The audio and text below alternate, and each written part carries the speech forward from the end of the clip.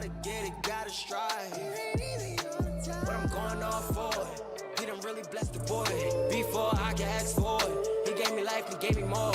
He gave me driving, now I'm whipping. There's so much power in the vision. All of the past has been forgiven. I gotta get it, gotta get it. Gotta get it, I know it's power in a vision. Can't be walking by his side where my faith leading. I know he got in every move, so I move different. So every win you see on me, just know my God did it. I just walked away. I had to surrender to hurt and let go to pain. You gave me drive and I ain't been whipping the same.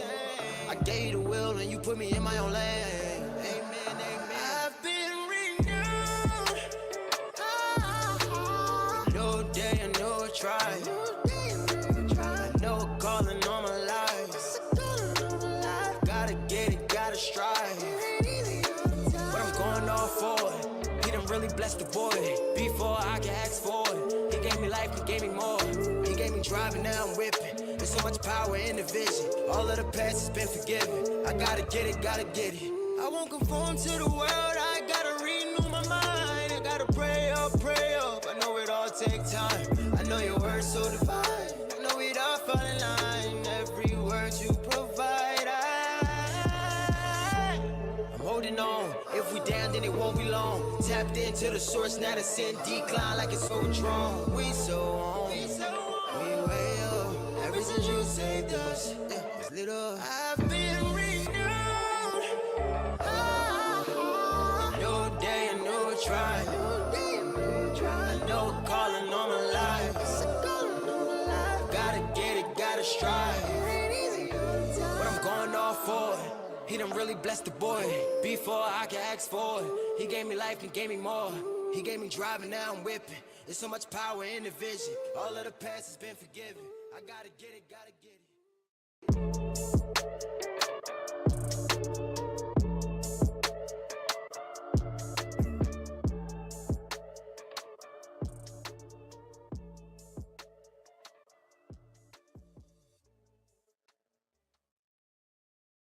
Groceries are extremely expensive right now. I don't understand how people are affording life right now. For so many Americans, the high cost of living is their top concern this election. Rach, we have $435 to last us till the end of the month. Okay? What? In Philadelphia, Rachel and Garrett say they have to watch every penny. When I think of middle class, I think about people who are able to just get up and go and do things within their means and like not extravagant things, but be able to get up and go to dinner whenever they want, or maybe take that trip, that long weekend trip. We don't have that luxury. By a long shot, her tax plan is phenomenal, no glaze.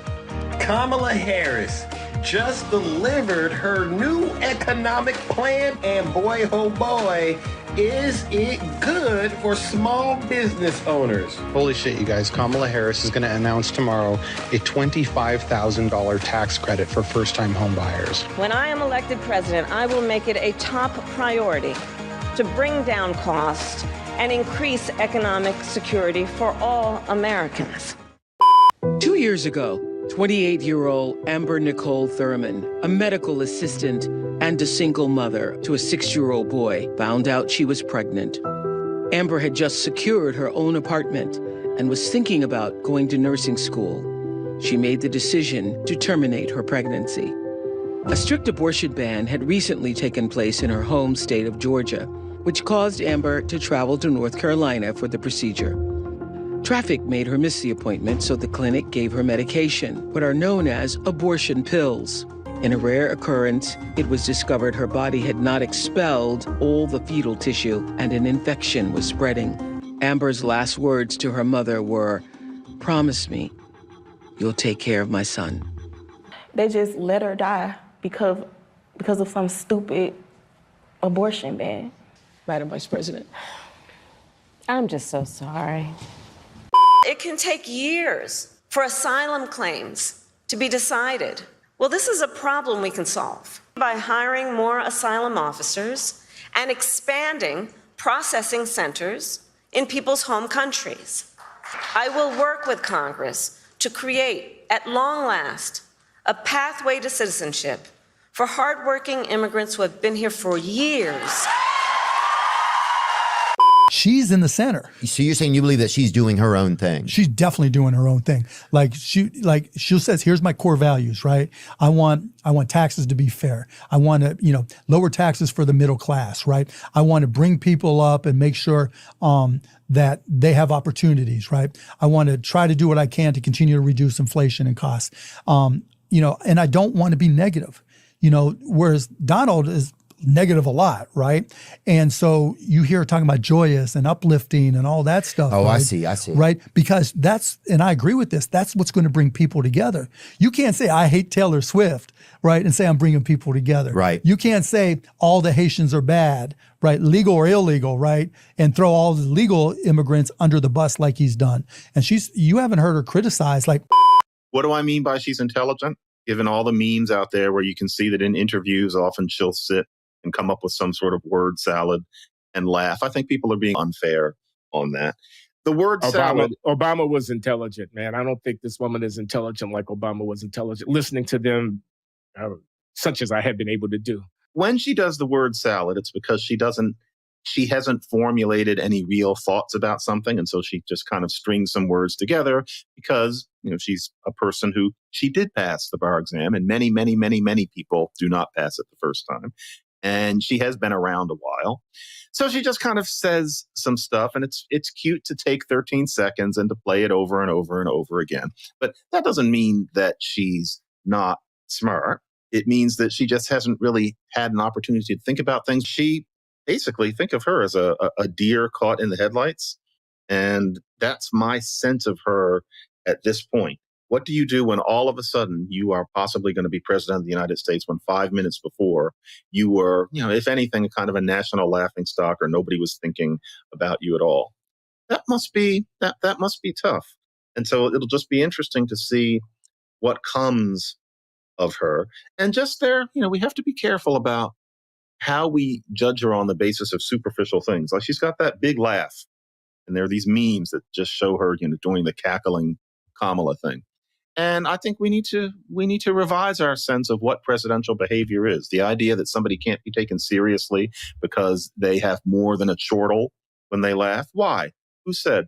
Based on what theory? How does it make you less intelligent that your diaphragm titters more vigorously when you find something amusing or you're trying to smooth things over with an audience? Or the next thing is going to be. And I think I'm going to do a piece about this. This ridiculous outcry every time she code switches. So she's in front of an audience with black people in it, or it's going to happen with Southern people in it, and she'll drop an R at the end of a word, for instead of for. She has, she grew up as a black girl and then black woman. She has a black American capability. Did she grow up as a black girl? She did. She played with black kids. Madam Vice President, you just laid out your economic vision for the future. Yeah. But still, there are lots of Americans who don't see themselves in your plans. For those who say these policies aren't for me, what do you say to them? Well, if you are hardworking, if you have the dreams and the ambitions and the aspirations of what I believe you do, you're in my plan. I have to tell you, I really love and am so energized by what I know to be the spirit and character of the American people. We have ambition. We have aspirations. We have dreams. We can see what's possible. We have an incredible work ethic. But not everyone has the access to the opportunities that allow them to achieve those things. But we don't lack for those things. But not everyone, gets handed stuff on a silver platter. Home ownership for too many people in our country now is elusive. Gone is the day of everyone thinking they could actually live the American dream. So part of my vision for the economy is let's deal with some of the everyday challenges that people face and address them with common sense solutions, such as affordable housing. Over the last 4 years, there have been tremendous economic wins, and you've just laid out a big plan. Steelworkers matter in this country. Unions matter. Yes. In the last 4 years, we have seen huge wins in this country for unions. When you look at my plans, $25,000 down payment assistance for first-time home buyers, because right now... That's a real plan. It's a real plan. His plan is not serious. And no one is eating cats and dogs in Springfield, Ohio. Can we trust you? Yes. Yes. I am not perfect, but I will tell you, I'm always going to put the needs of the people first. Madam Vice President, thank you for your time today. Thank you. I think you need somebody you can trust.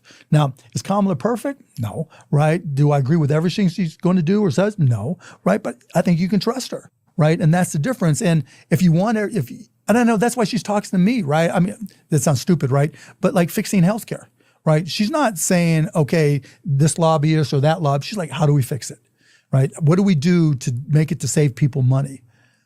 You know, that's the difference, right? And I understand completely if you think everything's gangster, the deep state and all this shit, but like, to me, that's just playing the victim. As somebody who supports free markets, who's a capitalist, how do you go after price gouging without implementing price controls? So, just to be very frank, I am never going to apologize for going after companies and corporations that take advantage of the desperation of the American people. Yes, I'm going to go after them. Madam Vice President, thank you so much for doing this and making the time. Of course. Just a little bit busy right now.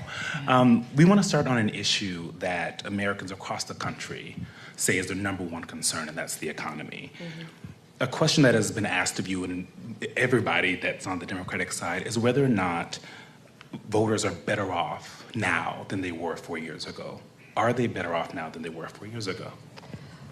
So when we came into, well, first of all, let me just say, it is good to be with the National Association of Black Journalists, and I thank you for the work you do and that your members do every day. It is very important that we ensure that this organization and your members always have the resources and the platforms to deliver the voices that must be heard. So I thank 4 years ago, when we came in during the worst unemployment since the Great Depression. We came in, as of today, we have created over 16 million new jobs, over 800,000 new manufacturing jobs.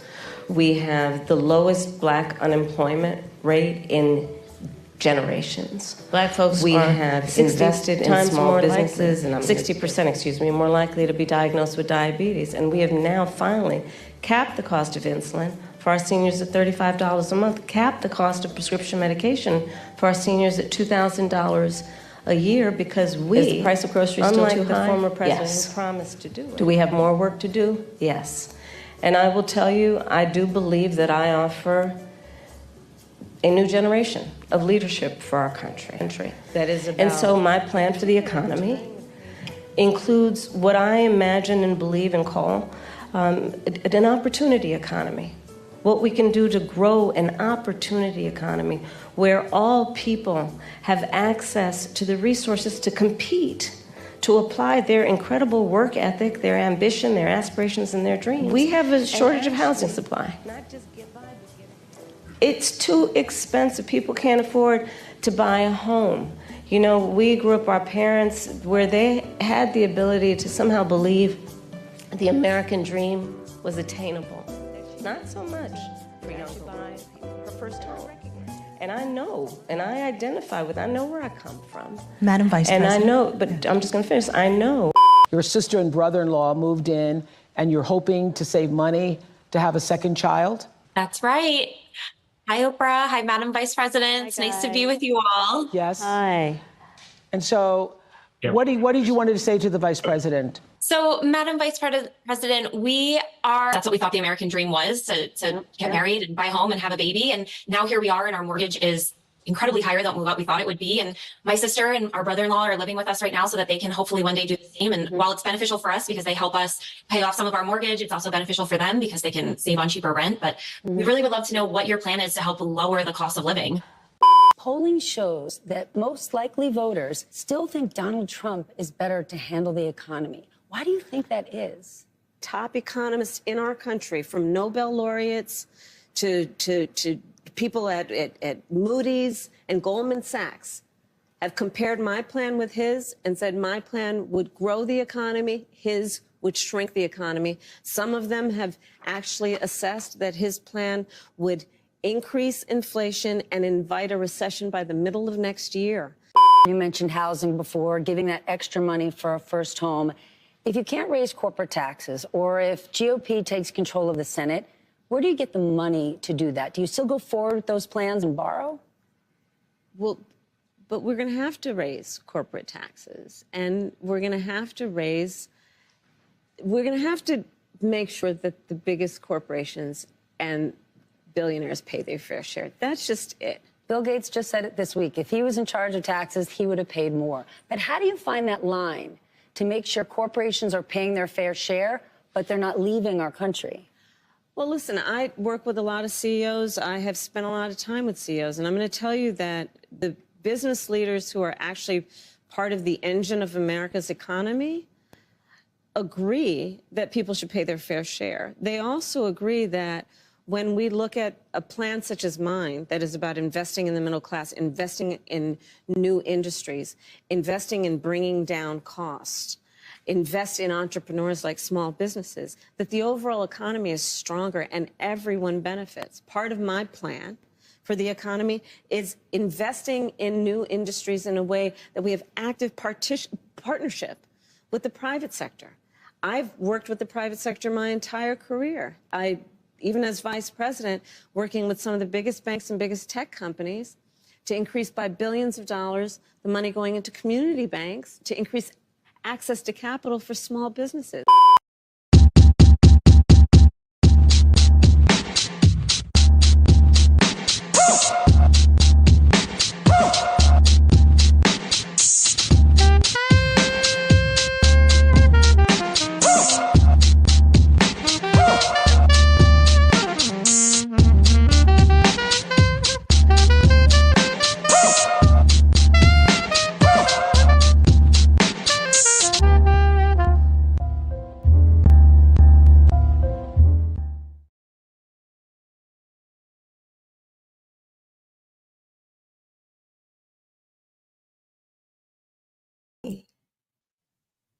Hey, you guys. Hello. How are you?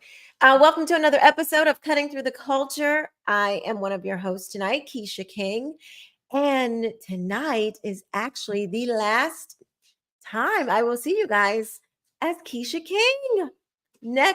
So I won't be here next Sunday, but the Sunday after that, I will be Mrs. Benton, darling. But in other news, it's Sunday, the 29th, and we're still waiting on Kamala Harris to answer those questions that she was asked the other night from the interview.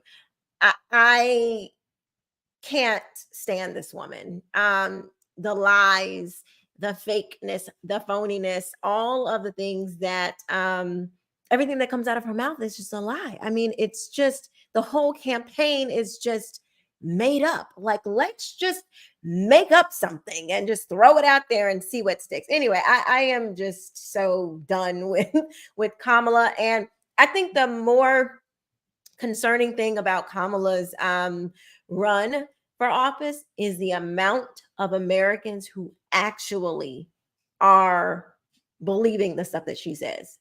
We know there are people that are voting for Kamala, not because they actually like her, but because it's a vote against Trump. But even that, like, it's still, why is your brain not working? What is the problem? And that to me is the most important thing to look at. Why are the elites, the people who may install her, all of these, whatever we want to call them, why are they so comfortable to play, as the young kids say, to play in our faces like this? They shouldn't be comfortable, because we should be a society that would never fall for anything like this. But as we can see over the last 10 years or so, we've proved to be a society that will fall for things like this. So that's why they're pushing her. So that's my little short, quick take on it. Let's bring up Mr. Let's see. Let's bring up Mr. Teach Him Chuck, Mr. Chuck Littleton. How are you? What up, man? I'm good. I'm good. Oh my goodness, I don't even know what to say, Keisha. I don't know what to say. Uh, Well, what was you about to say, Keisha? I'm sorry. I was gonna say so I watched your video earlier. You guys, if you have not checked out Chuck's, I forget what part it is in the series, but he's doing a neo-populism series, part 3. Yeah, there's a part in there where you just read Ms. Owens and Kanye West. It was it was a read, but it was such an intellectual read. I had to record it. I was like, it was so good. It was like you brought up so many things that I never even thought about. And I'm just gonna kind of dive into it because I want people to go and watch it. But he talks about how Candace has all the smoke, for the Jews and everything. But where is the smoke for Kanye West, who claims to be Christ? Where is that? Like, that's a good point. Where is that smoke? Because she's been mum on that. You got all the smoke. Anyway, I don't want to get out. We're not turning it into that, but it was really good, y'all. Go and watch that.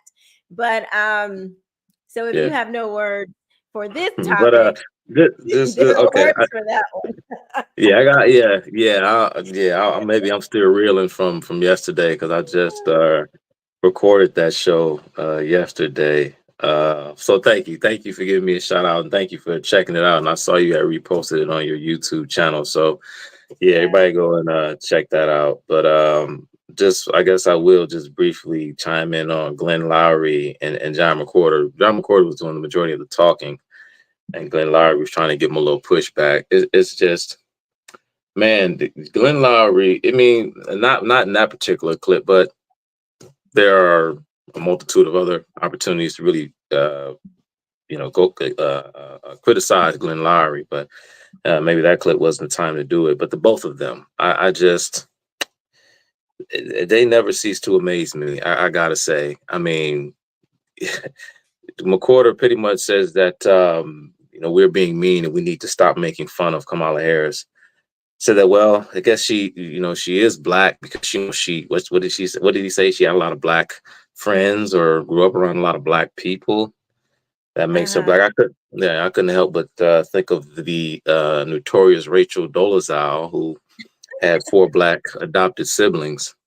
Does that make her black? I don't know. And I just want to know for Kamala Harris, when did this price gouging begin? It's funny because price gouging was never a thing over 4 years ago. Why is it that during Donald Trump's presidency, all of a sudden, companies and corporations decided not to price gouge? And all of a sudden, price gouging is a thing. How come there was no price gouging under Trump? And this talk about capping costs, I mean, it's just so infuriating because, like you said, Keisha, a great deal of Americans believe this. But the fact of the matter is, simply put, costs cannot be capped. Stupid. You can cap prices, but you cannot cap costs. Therein lies the problem, because the spill has to come out from somewhere. And that is what causes the dam to break. But again, like you said, Keisha, we're dealing with a lot of people who just, unfortunately, the education and the morality is just not there. It's just not, this is not the country it used to be, unfortunately, and it's sad. True. But that's all I got for now. All righty. Let's bring up Mr. Blanchard Robinson. Hey, Blanche. What's going on? What's going on? It feels so good to me, but I feel like we've been away from it. I feel like I haven't connected with y'all really everything has been so crazy. How are you? Doing well. How you doing? I'm good, y'all. It's like I can't believe I'm getting married on Saturday. It's so crazy, and literally everything is crazy. But anyway, I'm good. I'm good. Thoughts on the montage? I mean, it's at this point everybody's reading from a script. The guy that Chuck was just talking about, he just lied. He said she grew up around black people. That's a lie. He just, at this point, they just able to lie. She's able to lie. Everybody's able to lie. So who's going to hold them accountable? If you tell the truth, they're going to label you something. So, just with this whole, eating the cats. This thing took on a whole mind of its own. And, the lady in the montage said that the people nobody's eating cats in Springfield, although the residents are at a town hall meeting talking about them eating the cats, the dogs, the geese, everything. But again, if they're allowed to lie, then how is she not going to win? Like, you got to think about, if a lie can stand, then it's not going to have any limits to what evil can do. So I don't know. I just think that everybody's just lying. And at this point, I believe most folks know it's a lie, but they don't care because they wanted to win. I think that we're beyond politics. I think now folks just want to make the deal with Satan. And so they're just going to vote with her to make the deal. Nobody can tell you a policy. Nobody can tell you what she's done. Nobody can tell you anything about it, but they want to vote for her. And now I'm even seeing that people on the spectrum want to vote for them. The autistic, the lower functioning, they even want to vote for her. So, I don't know, man. I just think that they're trying to create this illusion of her not just being desired, but being needed. So in other words, if we don't get Kamala as president, the country's going to sink into the ocean, and then Donald Trump's going to rule over the seas. So I don't know. But yeah. But the guy said that she grew up around black people. Just like when Joy Reid said she was born in Oakland, of course she's black. I'm like, what does that even mean? Like, people are just dumb. They get to say anything. She pledged. She's an AKA, so she's Right. black. Which, I mean, there are white AKAs, there are non-black AKAs. Shoot, I've even seen men be AKAs. So let's not even talk about, that somehow makes you a thing. But Somebody in the chat, I'm not even going to try to pronounce their handle. They said that Kanye never said he was Christ. Kanye said he was God. Case in point. He calls Move himself. on. No, Quisha, no, this okay. It's okay. No, I'm just think about that comment for a second. He never said he was Christ. He said he was God. Just let that sink in. Just case in point. This is why we are where we are. When I talked about the IQ of the American people, case in point. There you go. There you go. Well, the only thing we can do right now is to bring up Mr. Chato Jackson to add some intellectual thoughts to this I don't know about all that. I don't know about all. I know Chuck is our resident intellectual. That's you. So since when is Kamala Harris a capitalist? Is my question. Shout out to our friend Made by Jim Bob. If you don't already, go follow his channel. I got the little cartoon of Ayn Rand who kept popping up in the montage from him. So, but yeah, I'm just curious to know, since when is Kamala Harris a capitalist? I've actually heard her say before that she's a capitalist. I've heard Maxine Waters with her own mouth, with her own lips, say that she's a capitalist. I heard Hillary Clinton say that she's a capitalist. It's interesting, all these Democrats saying that they are capitalists, and they're willing to endure the smoke that comes from the admitted communists and Marxists, such as FD Signifier and others, these YouTube Marxists, who are willing to, who go online, who make these videos talking about how Democrats and Republicans are the same because they're all capitalists and they are all for corporations and making the rich richer, even though you have some Democrats who are, progressive light and this, that, and the third. But I don't know. To me, they're all fellow travelers. Even if you call yourself a capitalist, that doesn't mean anything as far as I'm concerned. Anyway, I'm looking forward to getting into the show. Will Kamala Harris be installed? Will she end up being installed? We are about 45 days away from this election. And there's a lot of people saying, there's a lot of rhetoric going around that elections don't actually matter, that presidents are selected. I guess the question that we're going to be seeking to answer tonight is there any truth to that? Is it worth voting? So I'm anxious to get into it. Thank you all for having me.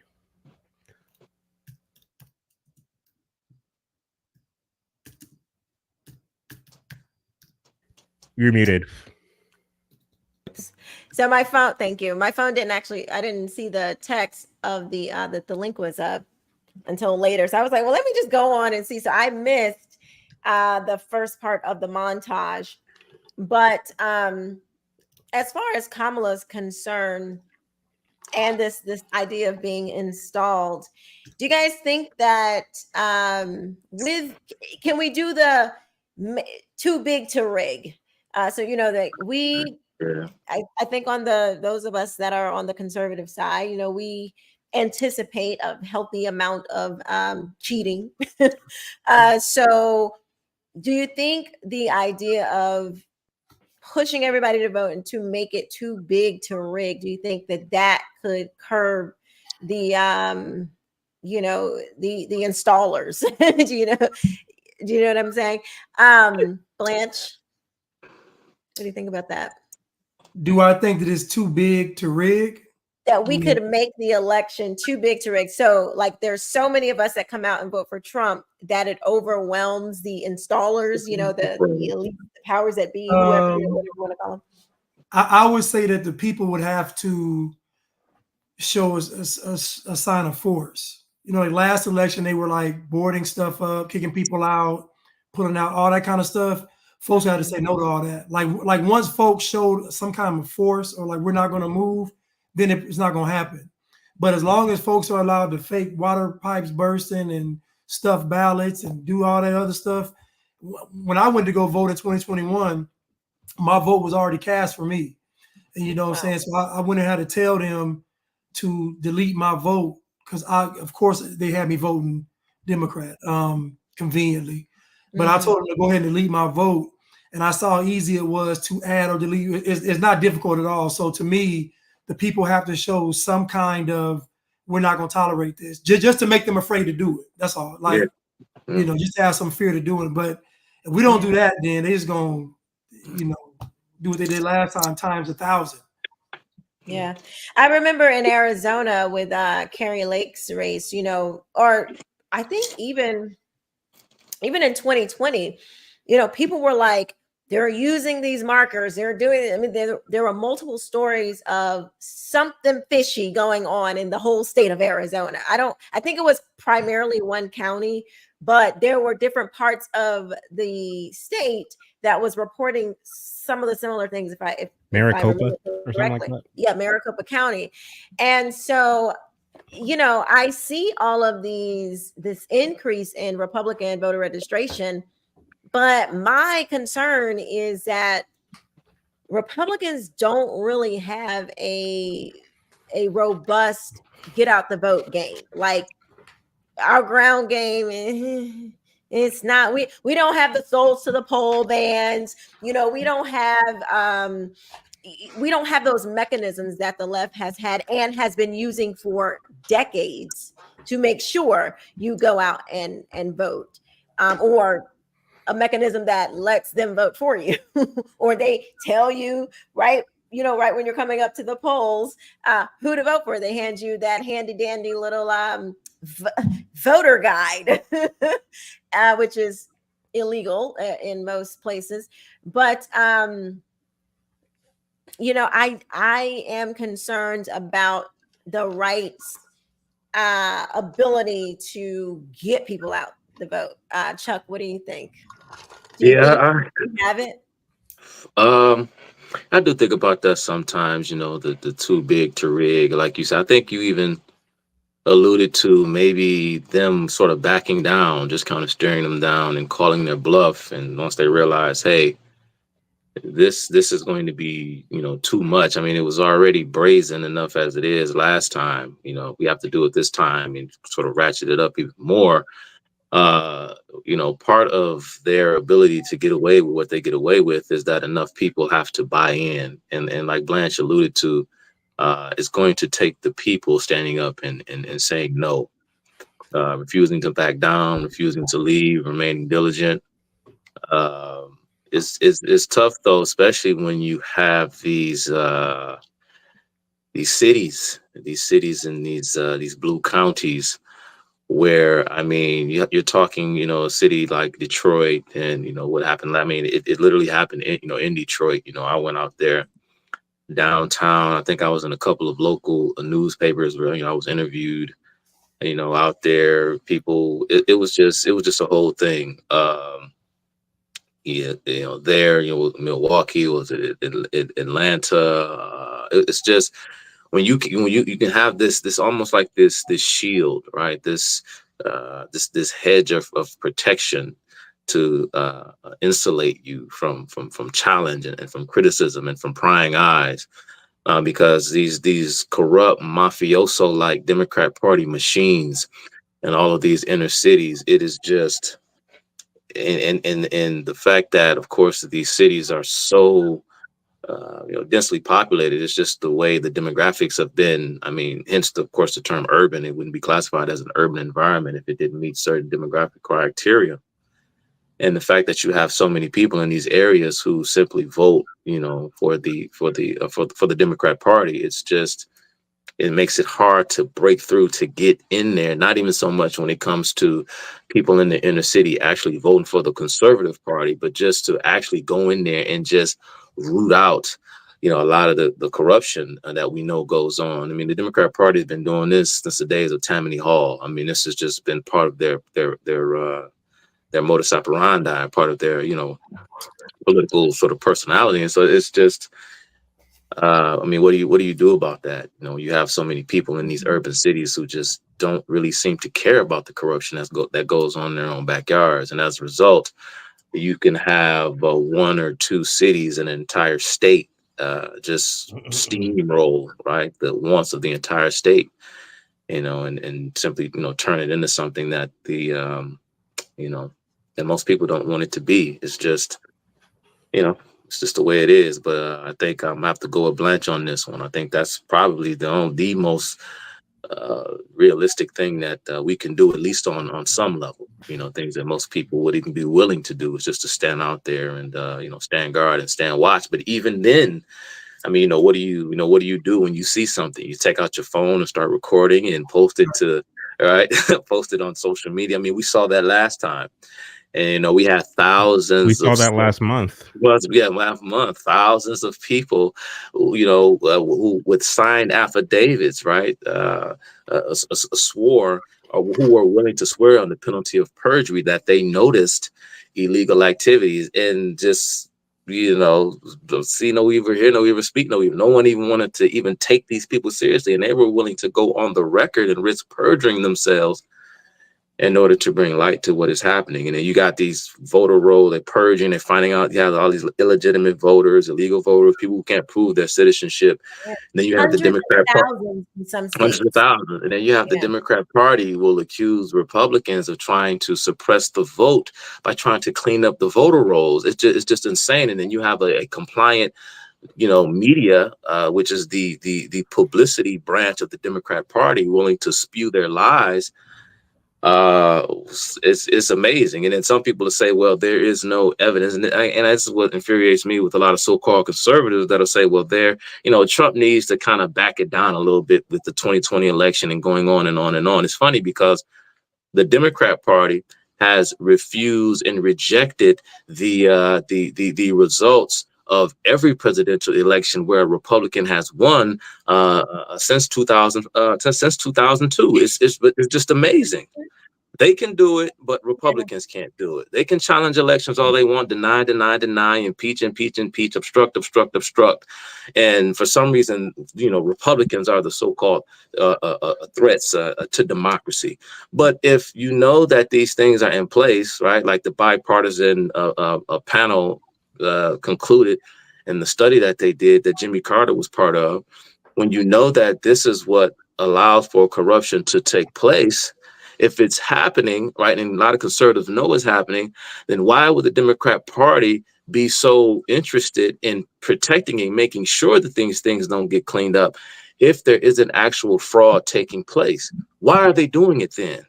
This is a question that I have for a lot of those of us on the so-called right who want to say, well, the fact that the 2020 election was stolen, yes, that's the bridge too far. We need to back.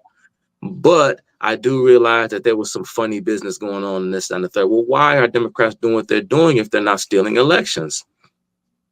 It just makes no sense to me. You know, I always wondered why Soros put so much money behind these DAs.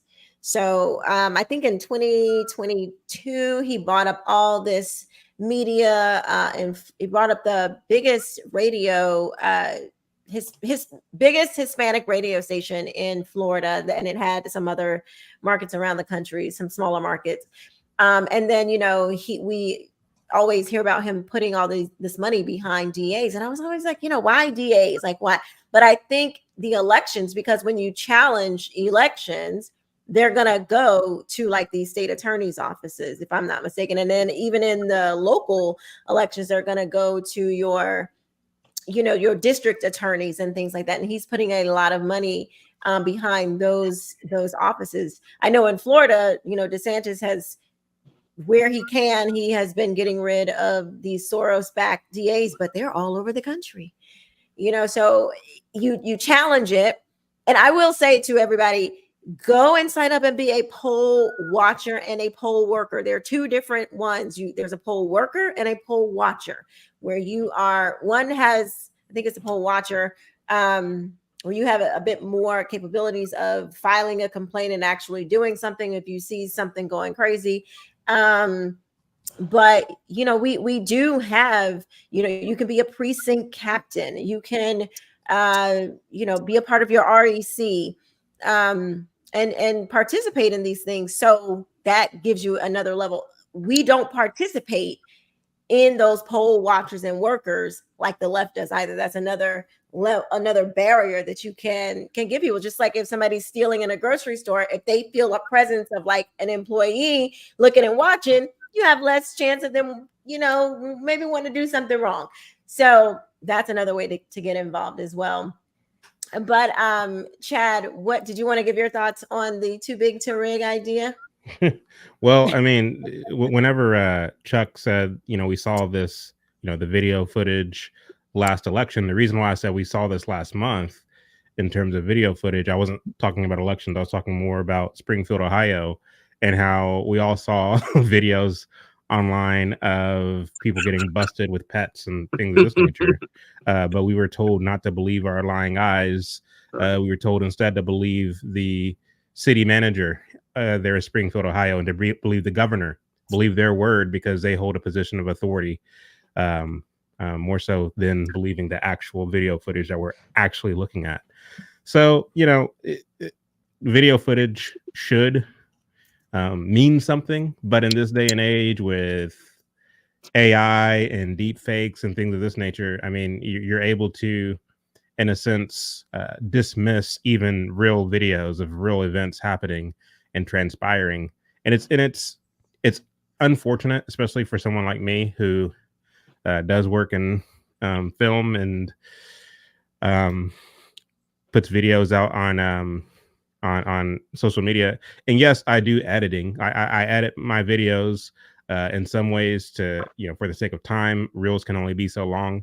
And then in other ways, I mean, if I'm editing something a politician is saying, I might take out a center chunk of what it is they're saying and just tie the first part of what they're saying to the last part of what they're saying and make it one thing, not because I'm trying to misrepresent the politician or misrepresent what they're saying, but because that's pretty much the gist of what they're saying.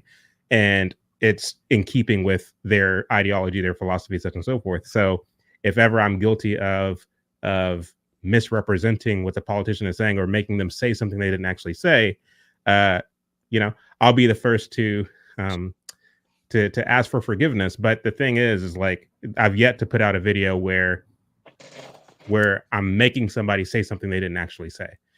But as far as, you know, too big to rig, I would have to agree with Chuck. And I think this is what Chuck was saying, at least this is what I construed to him to have been saying, is like when it comes to pulling off the stealing of an election, you don't necessarily need to get a room full of people together and say, look, okay, we're going to try to steal this election. Here's your role. Here's your role. Here's your role. Here's your role. They don't even need to know that that is in fact what they're trying to pull off. Really, it just takes phone calls. I mean, we all know what it is when it comes to these mainstream media outlets, and what they're told to do if this were to happen versus if that were to happen. If it goes to, and I'm giving you a scenario of what likely happened during the last election cycle.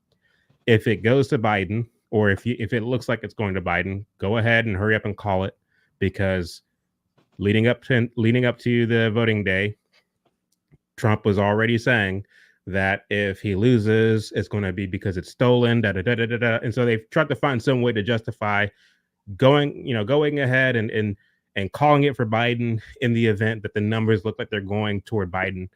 And of course, all of the video footage that we've seen, the people who were willing to testify, who signed affidavits, this, that, and a third. I'm sure the media was told to treat these people with a dismissive kind of attitude, because these people are in cahoots with Trump, because Trump is the one who's in fact trying to steal the election, and you, by dismissing these people, are saving democracy because Biden won fair and square. Like, it doesn't take much to get the media to go along with stealing an election, even if they don't know that that is in fact what they're doing. And so you just have to get enough people to go along with your agenda, and not necessarily give them or make them privy to what it is you're actually doing. And that's unfortunate. When you see all the propaganda that's being built up around Kamala, we've seen it unfolding for the past month and a half. You see all these celebrities in that little Oprah Winfrey town hall. You had all these Zoom call images up on the screen of people like Julia Roberts and Diane Ross's daughter, and a lot of other celebrities there. You had women in the audience crying, which I think these folks were actors. I don't think they were real people. It just came out too that they had some actors in the campaign. You can look at the footage and see, like, the people crying, the guy with the man bun and the beard who looks like Matt Walsh's character in Am I Racist, who was rubbing his eyes. Like, it to me, these were people who are very clearly actors. These were not real, genuine people. And then you hear of these rallies that Kamala is putting on around the country, how most of the people who are showing up to these rallies aren't even native to the towns and states that she's delivering these speeches at. They have hundreds of buses that are traveling the country, and it's the same people being bused from rally to rally to make it look as if Kamala has all the support. So in my mind, it's very clear that they are aiming to rig the election, insofar that you do see the propaganda that's going on in our faces. Like Quisha said, they're playing in our faces. You see the busing of the people from rally to rally. You see the paid actors in these town halls. You see Kamala using the same talking points again and again and again. They're gearing up for something, and I think it's to steal the election. And the question is, will they pull it off? I don't know in this age of social media that they can do so successfully, because there's so many people who are supportive of Trump and who are rejecting Kamala, that I don't think that people will buy it, in the event that they were to steal the election. I think that it's easy to get the media on board, but it's not as easy to get everyday people who spend time on social media on board, because the support for Trump is just overwhelming. And I'll make my last point by saying this.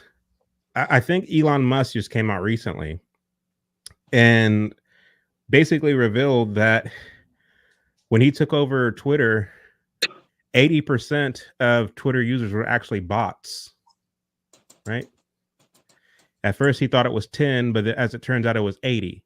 Don't quote me on that, because I've heard this actual third hand. So if this is true that Twitter, like the majority of Twitter users were bots, what then does that say about all of the vitriolic hatred and meaningless arguments and back and forth that we see going on social media? Is that in fact real life? I don't know that it is, because I mean, very rarely do you come across somebody who is super passionate about Camilla. You don't really see a lot of stuff that you see online in real life. And so I feel that to the extent that you do see, whether it be on the right or the left, a lot of the arguments that are going on online, are these real people? I don't know that they are. So anyway, I'll land my plane there. I know I was rambling. Quisha. Oh yes, go ahead. You asked about Republicans' ground game. Mm-hmm. The problem is that I understand why Republicans don't do it, because they're going to spend all their energy fighting against the narrative. They got to spend all their energy fighting against the media. It's not like people that have to be persuaded to vote are very low informational. We already know that statistically, people on the right are more aware of politics and policy. Even Bill Maher did this on his show where he talked about the people when it came to COVID, how many folks on the left knew absolutely nothing that was going on, all non-factual information. But anyway, so if Republicans go to the ground, they're going to have to compete with the mainstream media, Hollywood, celebrities, athletes. Like it's just too much of an uphill battle to not get anywhere. You're not, think about it, the people that they be going on the ground to talk to, they're not trying to be persuaded by policies and what's right. They're trying to be moved emotionally. They're trying to move through popularity. They're trying to move through status quo. They're not trying to be moved through policy. So most Republican voters are self-initiated voters, meaning they'll actually go out there and research the candidate, research policies. Like they actually know something. On the left, it's not that way. On the left, it's mostly emotional, virtue signaling, pure ignorance and decadence. And so if I was a Republican, I wouldn't do it either, because you're going to be fighting against the machine just to not get a vote. And then you think about it, you have to prove that you're not racist, prove you're not a sellout. Then you got to fight the machine just for somebody to say, well, I'm still voting for Camilla. Like, nah, what's the point? To me, I think they do better when they get on TV having people that give articulated points when they're actually going against people like the Joy Reids and whoever else they go up against. Those are more, to me, do more help than, beating the concrete, because I just know that I'm out here every day and these people they don't know anything. When I tell you they don't know anything, they don't know a single thing. But what they do know is that Kamala is the best thing since sliced roti. Hold on, what are Indians eat? Since wigs and weeds from that you can get delivered. Right. But I just want to make a point. So the get out to vote part of a campaign. So there's like phases in a campaign. There's like your kind of your general appeal, which is like the first kickoff of your campaign. Then there is you start door knocking and you're kind of mixing it up. You're going to Democrats and Republican. You're still in the persuasion phase. Then when you get into the get out the vote, you're only talking to people. Typically, you're only talking to already registered Republicans. You're not trying to convince anybody. You're just making sure that they get behind to the poll. So we do have a lot of people who are registered Republicans. They just like, like they don't remember to vote, and that's why they have these campaigns of get out the vote, because people do forget to vote. People do, they just forget, or they don't. It's just not, they don't know where their polling place is. They're already registered, they're Republicans, blah, blah, blah, blah. And so that part, I think we could definitely use a overhaul of that. I don't know. I don't work for the RNC anymore, so I don't know what they're doing over there. Hopefully they're doing better with that. But so it is a Why different. Did you leave the RNC? What's that? Why did you leave the RNC? I just worked there for the 2020 cycle. So, and then, when they asked me to come back, I was like, with Black Voices for Trump. Yeah. Yeah. Did y'all hear But, that I mean, that Bryson Gray got kicked out of the Trump campaign? what's that? Did y'all hear that Bryson Gray got kicked out of the Trump campaign? I never knew he was in it. Yeah, he went against Trump. He Didn't went. know he He was in it. got kicked out of the campaign. Like, what do you mean? Well, he wasn't officially with the campaign per se, but apparently throughout the 2020 election, he was going around the country to Trump rallies and was part of the entertainment for the rally before the campaign. And there was one event where he said something online. He said something on Twitter or IG against the gays. And he got a call from the Trump campaign. Hey, we would really like it if you could apologize to the homosexuals for Trump or LGBT for Trump or something like that. And he said that he wasn't going to do it. So they stopped inviting him to stuff. And since then, he's come out against Trump and said he's not voting for him. So Yeah, he said he didn't agree with his also his stance on abortion. Mm-hmm. I I hadn't heard, but I'm not. I mean, not surprised. Just real quick on the issue. I just want to say, lastly, as a caveat, I think that from what I see, when I'm looking at, and I'm not taking anything for granted, of course, because polls don't win elections. That's just not how it works. But I do think that Donald Trump is up massively. I think that you're going to see that reflected in November. That's why I say it's going to be very interesting. Blanche said he doesn't think we're going to have an election. I don't know exactly, or has said that in the past. I don't know how everything will transpire. As part of me, this little voice in the back of my mind, it's like, try to have as much fun as you can, over the next month. It's like countdown to Armageddon, because you're really going to see exactly what the left is made of and what they're really all about. The mask has already come off, but to us, at least, but yeah, because I do believe that Donald Trump is up massively in this election, and you will see that reflected in November.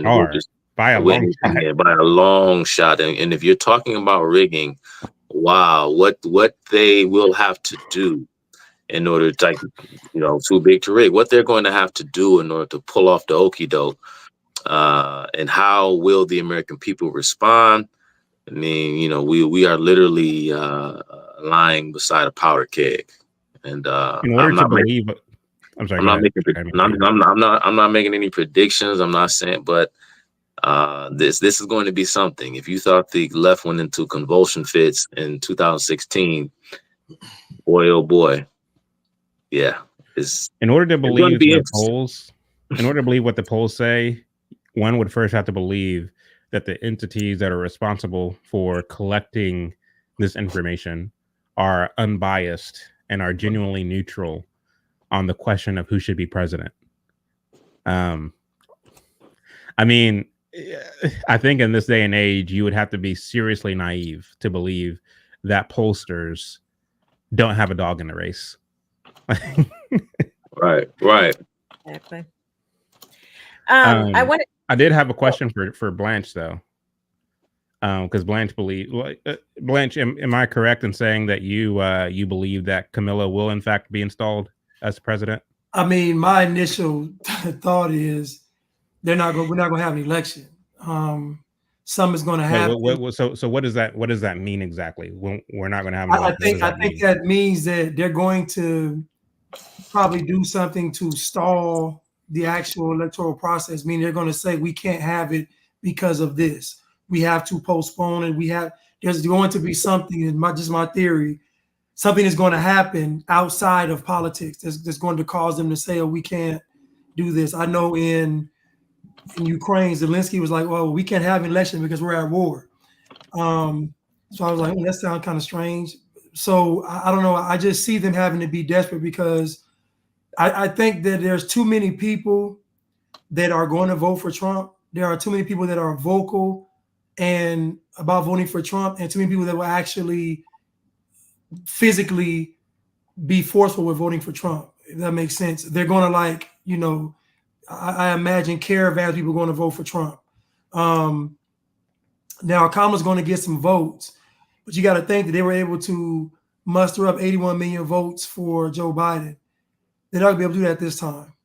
So it's gonna to me, it has to be another way to do this. It's going to have to be a different way than 81 votes ain't going to work.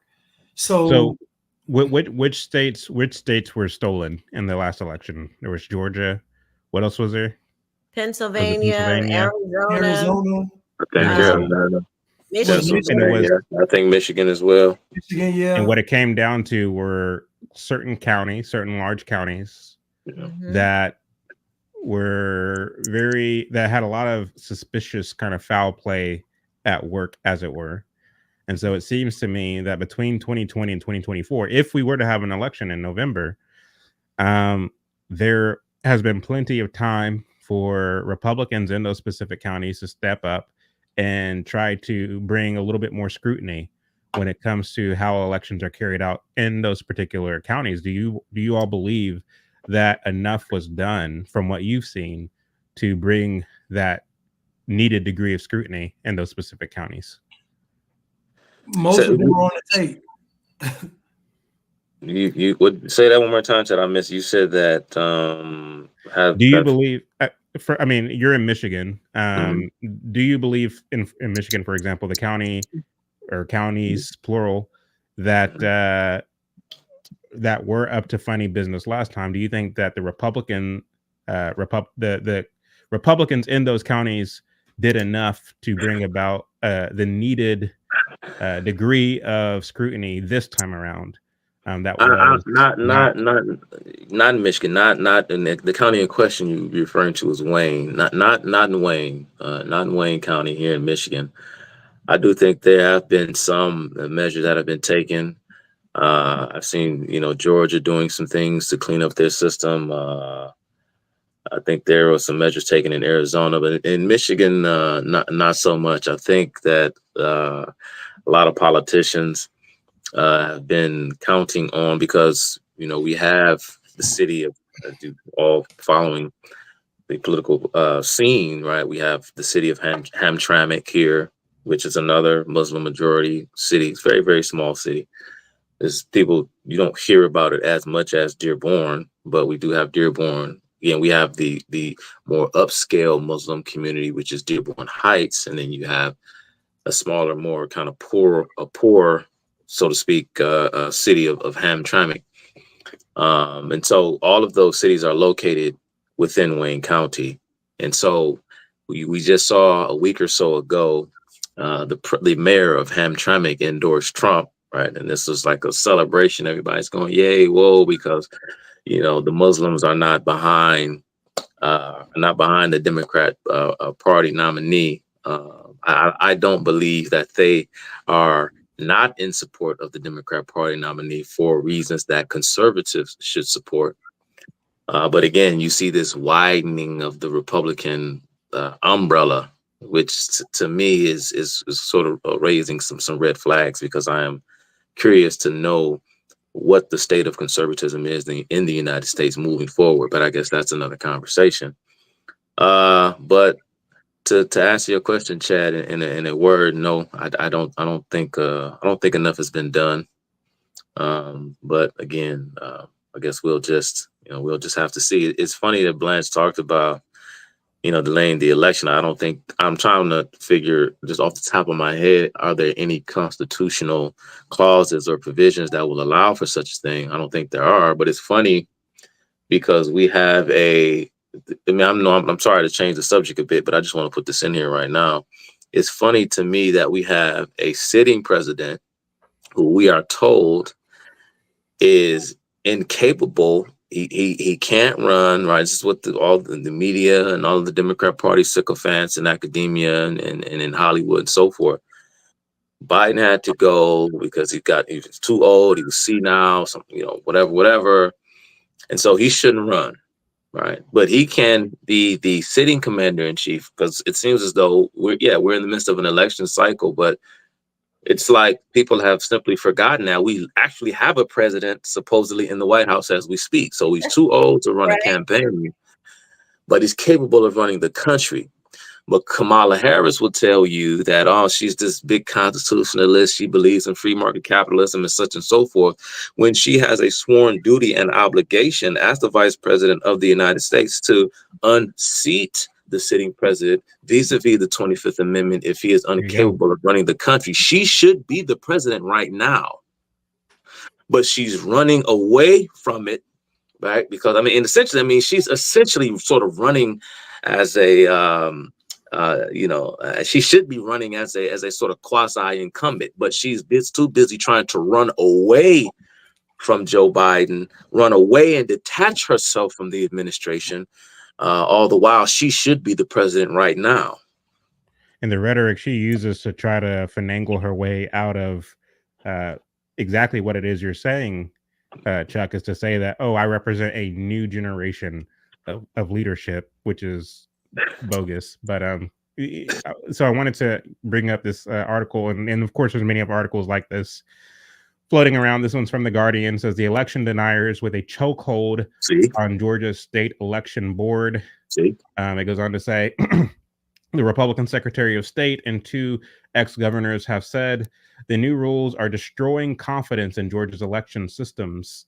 And so, of course, there's new rules in Georgia. We see similar rules popping up there in Michigan and Arizona and other such places to try to bring a little bit more scrutiny, bring a little bit more fairness to the elections. But of course, they're being lambasted by these publications as destroying confidence in our elections. Whenever you try to button these things up, make it hard to cheat, here along comes the media to say, oh, you're destroying confidence in the election. So this is where we are. Exactly. They accuse them of being the ones that are trying to actually suppress the vote. Disgusting. But yeah. I have two things really quick. So I think one way that we could not have an election is if Trump goes to jail, like if they actually put him in jail, because it's kind of like they haven't really been talking about. When is his sentencing for the Georgia thing? I think it was pushed supposed back to be after the election. It's supposed to be after the election. Yeah, I think they pushed it after the election. Yeah. Okay. And the other thing I wanted to say is I feel like this election is mercy from God. I feel like we are getting another shot. I think this is God's mercy. We're getting another chance to see, like, okay, because the lies, the corruption, the debauchery, all it is so right there for you to see. It is right in front of your face. They're telling you that what they want to do. They want to continue the transing stuff. They want to go as far as on abortion as they possibly can. I mean, they are literally saying the devil is like basically at the podium, like, what's up? And I really feel like this is mercy. If God, we're getting another chance to stand up for God's principles and law. And the election of Donald Trump is the standing up of God's principles and law. No, I'm not saying that. I'm saying that as far as what our options are, we have a party that is completely and utterly insane, that there is no boundary. We might not like all of Trump's. I don't love his support, I don't hate the people, but the spirit that is behind, that is working within, the LGBTQ stuff and these abortionists and all, I'm not with all that. I mean, do I want there to be abortion? No, I don't. Do I want support for LGBT? I believe it is unnatural. I believe what the Bible says about it. But when I'm forced to pick, between these two, clearly, there is a side that I'm not saying. I hate when people, they're like, oh, if Jesus was here, would he be a Republican? No, he would not. Okay. No, he would not. I'm not saying totally not the point. I will Totally say this. not Though. right. I will say this. So, and I think I said this before on the show, so it's not going to be new to the four of you, or the three of you. But we released Uncle Tom 2 in 2022, so 2 years after the election, and before the actual release date, we were touring the film around the country, and we would take it before audiences. We went to California, we went to Arizona, we went to Tennessee, we went to Florida. We did some screenings here in Texas. And after the showing of the film, we opened it up for Q&A, whether it was myself and Larry Elder, myself and Brandon. We would accept questions from the audience. And one of the repeat questions I would get again and again and again was questions pertaining to the election and how much of an atrocity it was that Joe Biden is the president of the United States, this, that, and the third. And I would often shock the audience with my take on the 2020 election in saying that, in a way, I'm thankful that Biden is a so-called president of the United States, because the fact of the matter is Trump is not our savior. And I feel that we are in a time now where many of us are doing a lot of self-reflection. I think what 2016 brought in American discourse and the American spirit was this attachment to a central figure in the person of Trump that I believe was unhealthy. And I say this as a man who is a believer in God, as a Christ follower. A kind of identification with Trump that was very unhealthy. Is it right that Trump was defying the mainstream media? Yes. Is it right that Trump was saying a lot of the things that needed to be said and bringing attention to a lot of the things that needed to be that attention needed to be brought to? Yes. However, very quickly can we as a people become populists and find ourselves going along a current that leads to a place that we don't want to go to, this kind of cult of personality. And I have personally seen a lot of people have their faith deepened within the last 4 years, juxtaposed to a lot of what's going on in this country, with Biden at the helm, with Biden at the wheel. And I like that. I like the fact that whenever you have this kind of pressure being put on our country, this kind of changing of the country, moving us more and more to this Marxian globalism that we see happening before our very eyes, who then do you turn to? Is it Trump? No, but yes, in a temporary way, insofar that we want to try to turn the tide, as it were, so as to pump the brakes on this kind of trend toward global Marxism. But the permanent answer, the more fixed answer, is no, because the only one that we should turn to is Christ. And the fact that you saw a lot of these folks who were ultra MAGA begin to kind of take off their red hat and to come to the cross, to me, was a beautiful thing to see. Would that have happened if Trump was still in office? I don't know that it would have, but I do know that all things happen within God's providential will. And the fact that the election was stolen and went to Biden, this is a thing that happened in God's providential will. I can't explain why. I can only see things from a horizontal perspective at the ground level. I'm not God, therefore I'm not omniscient. I'm not omnipresent. I'm not omnipotent. I don't know all things. I can't see things from a bird's eye view. Only God can see things from a bird's eye view, and he knows his purposes. And from what I can see, the fact that you did have people who were ultra politicos who devoted their lives to politics and what happens in Washington, D.C., come to the cross and put their faith in Christ, as opposed to a political figure, I think was a beautiful thing to see. Does that mean that I don't vote for Trump? Yes, I do vote for Trump, but that doesn't, but I do so knowing full well that this is just a man and this is just a season that will pass and will be forgotten ultimately, but Christ will never be forgotten. So I think that is my perspective when I look at this whole thing that's going on from 2020 to now. All right. Anybody else got anything they want to add to that? I think that moving forward, we're going to see a different America, extremely different. So, I mean, I agree with Chad, and I've said, even if Trump wins, it's only 4 years. And even if Trump wins, it's going to be 4 years of hell. They're going to unleash the Kraken. It's going to be cyber attacks, pandemics, climate. It's going to open the floodgate. It's going to be civil. It's going to be so much to where even if he's in office for 4 years, what is it really going to be? It's going to be chaos. Then if I said if he doesn't win, we have Kamala as the lead, and then all you can really do is trust in Christ. That's all you're gonna have. So I don't know. I just think that Chad is right. I just hope that people understand that what's in the Bible, what's in God's word, is about to be tested like never before. We've never seen this. What we're about to see now in these modern times.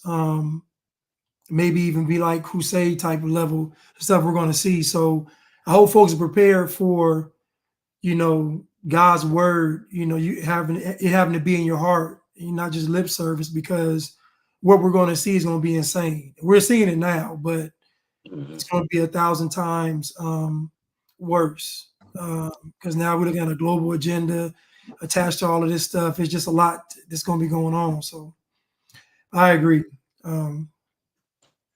Yeah, people will be tested, and I agree with Blanchard, I agree with Chad.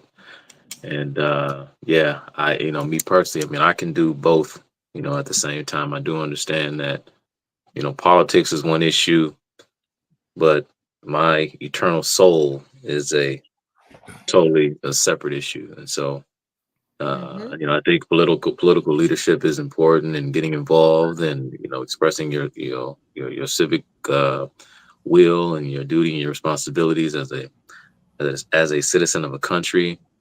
But what does it say about, rendering the things to Caesar that belongs to Caesar and the things that belong to God? But I think that we are going to see some things, like Blanche said, in the near future, regardless of who wins this election. We as a people are going to be tested in ways that we've never been tested before. So it's going to be interesting. It really is.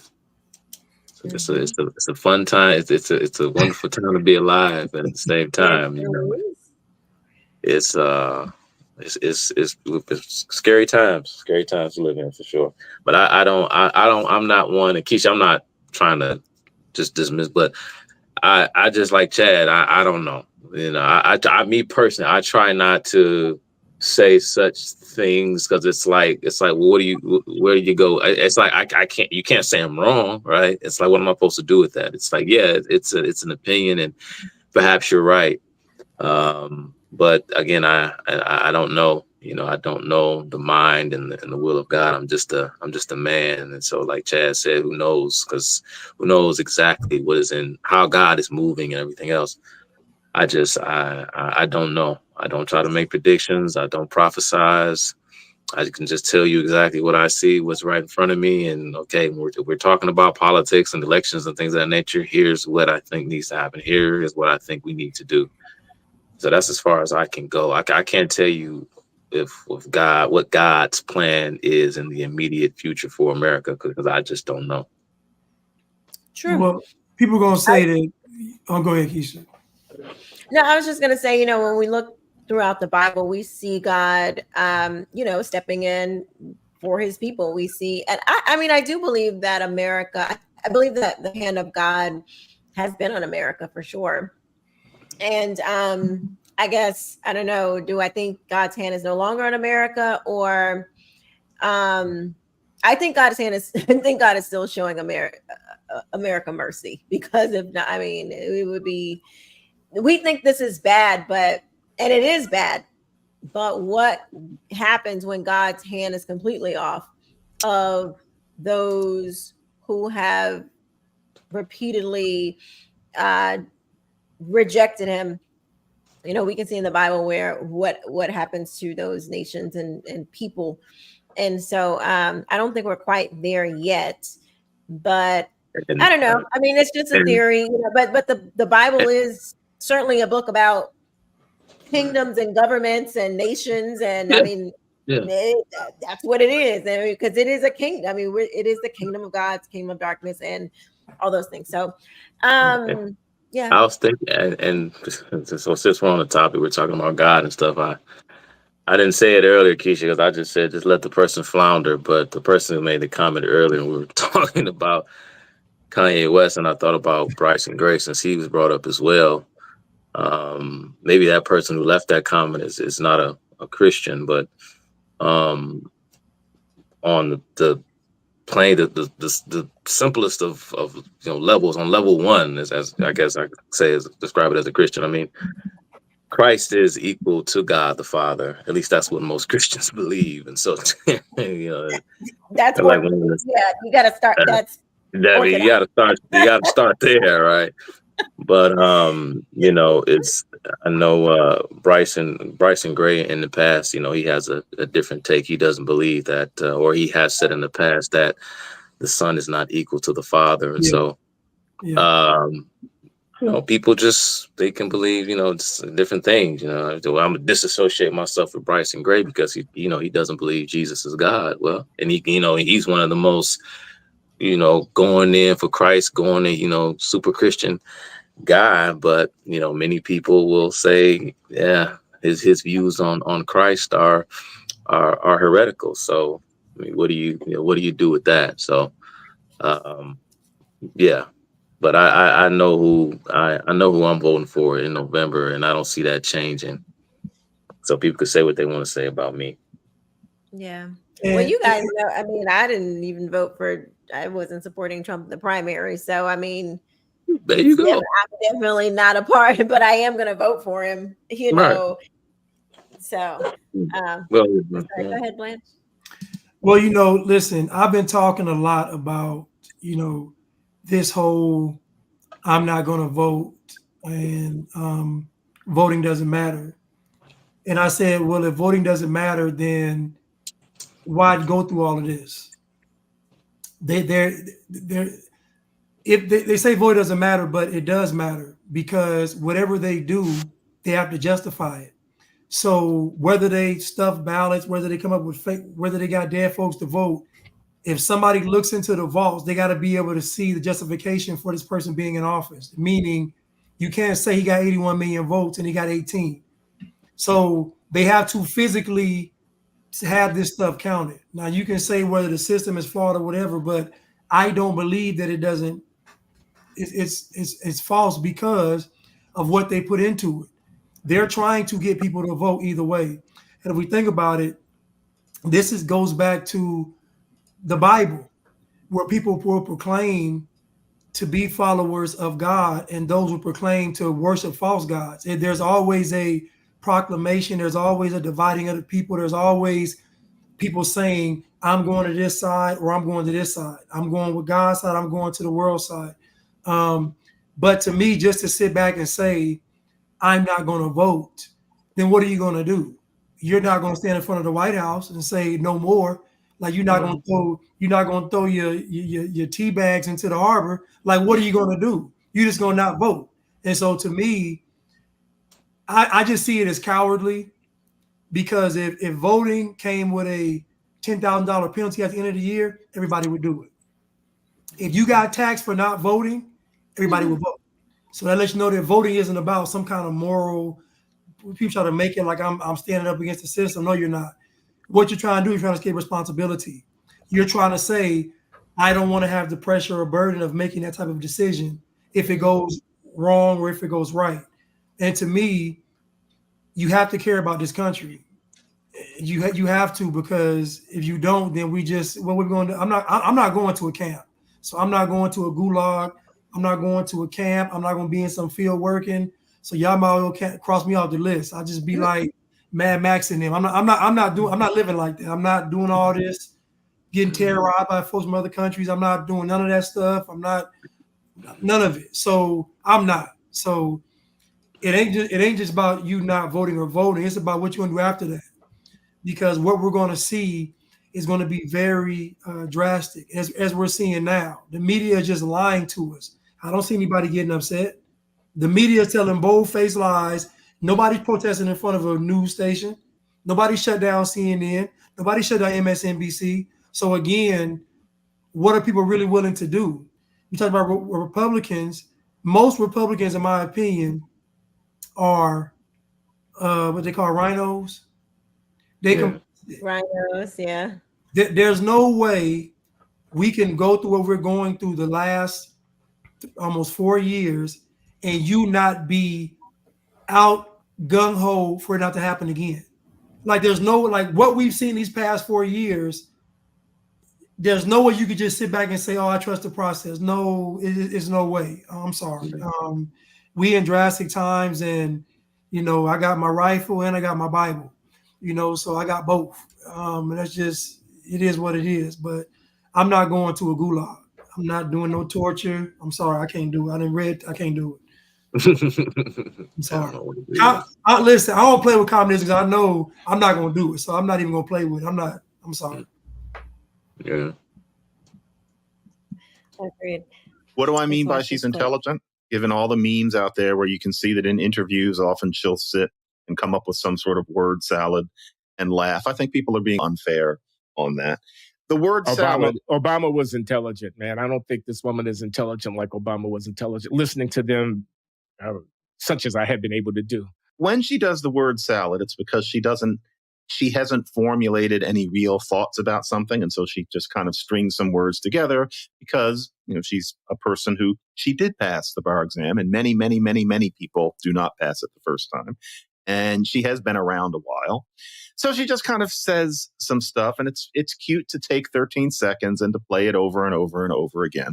But that doesn't mean that she's not smart. It means that she just hasn't really had an opportunity to think about things. She basically, think of her as a deer caught in the headlights. And that's my sense of her at this point. What do you do when all of a sudden you are possibly going to be president of the United States when 5 minutes before you were, if anything, kind of a national laughingstock, or nobody was thinking about you at all? That must be tough. And so it'll just be interesting to see what comes of her. And just there, we have to be careful about how we judge her on the basis of superficial things. Like she's got that big laugh, and there are these memes that just show her, doing the cackling Kamala thing. And I think we need to revise our sense of what presidential behavior is. The idea that somebody can't be taken seriously because they have more than a chortle when they laugh. Why? Who said? Based on what theory? How does it make you less intelligent that your diaphragm titters more vigorously when you find something amusing, or you're trying to smooth things over with an audience, or the next thing is going to be? And I think I'm going to do a piece about this. This ridiculous outcry every time she code switches. So she's in front of an audience with black people in it, or it's going to happen with Southern people in it, and she'll drop an R at the end of a word, for instead of for. She has, she grew up as a black girl and then black woman. She has a black American capability. Did she grow up as a black girl? She did. She played with black kids.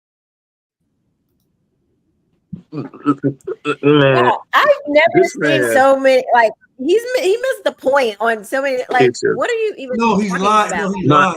He just lied.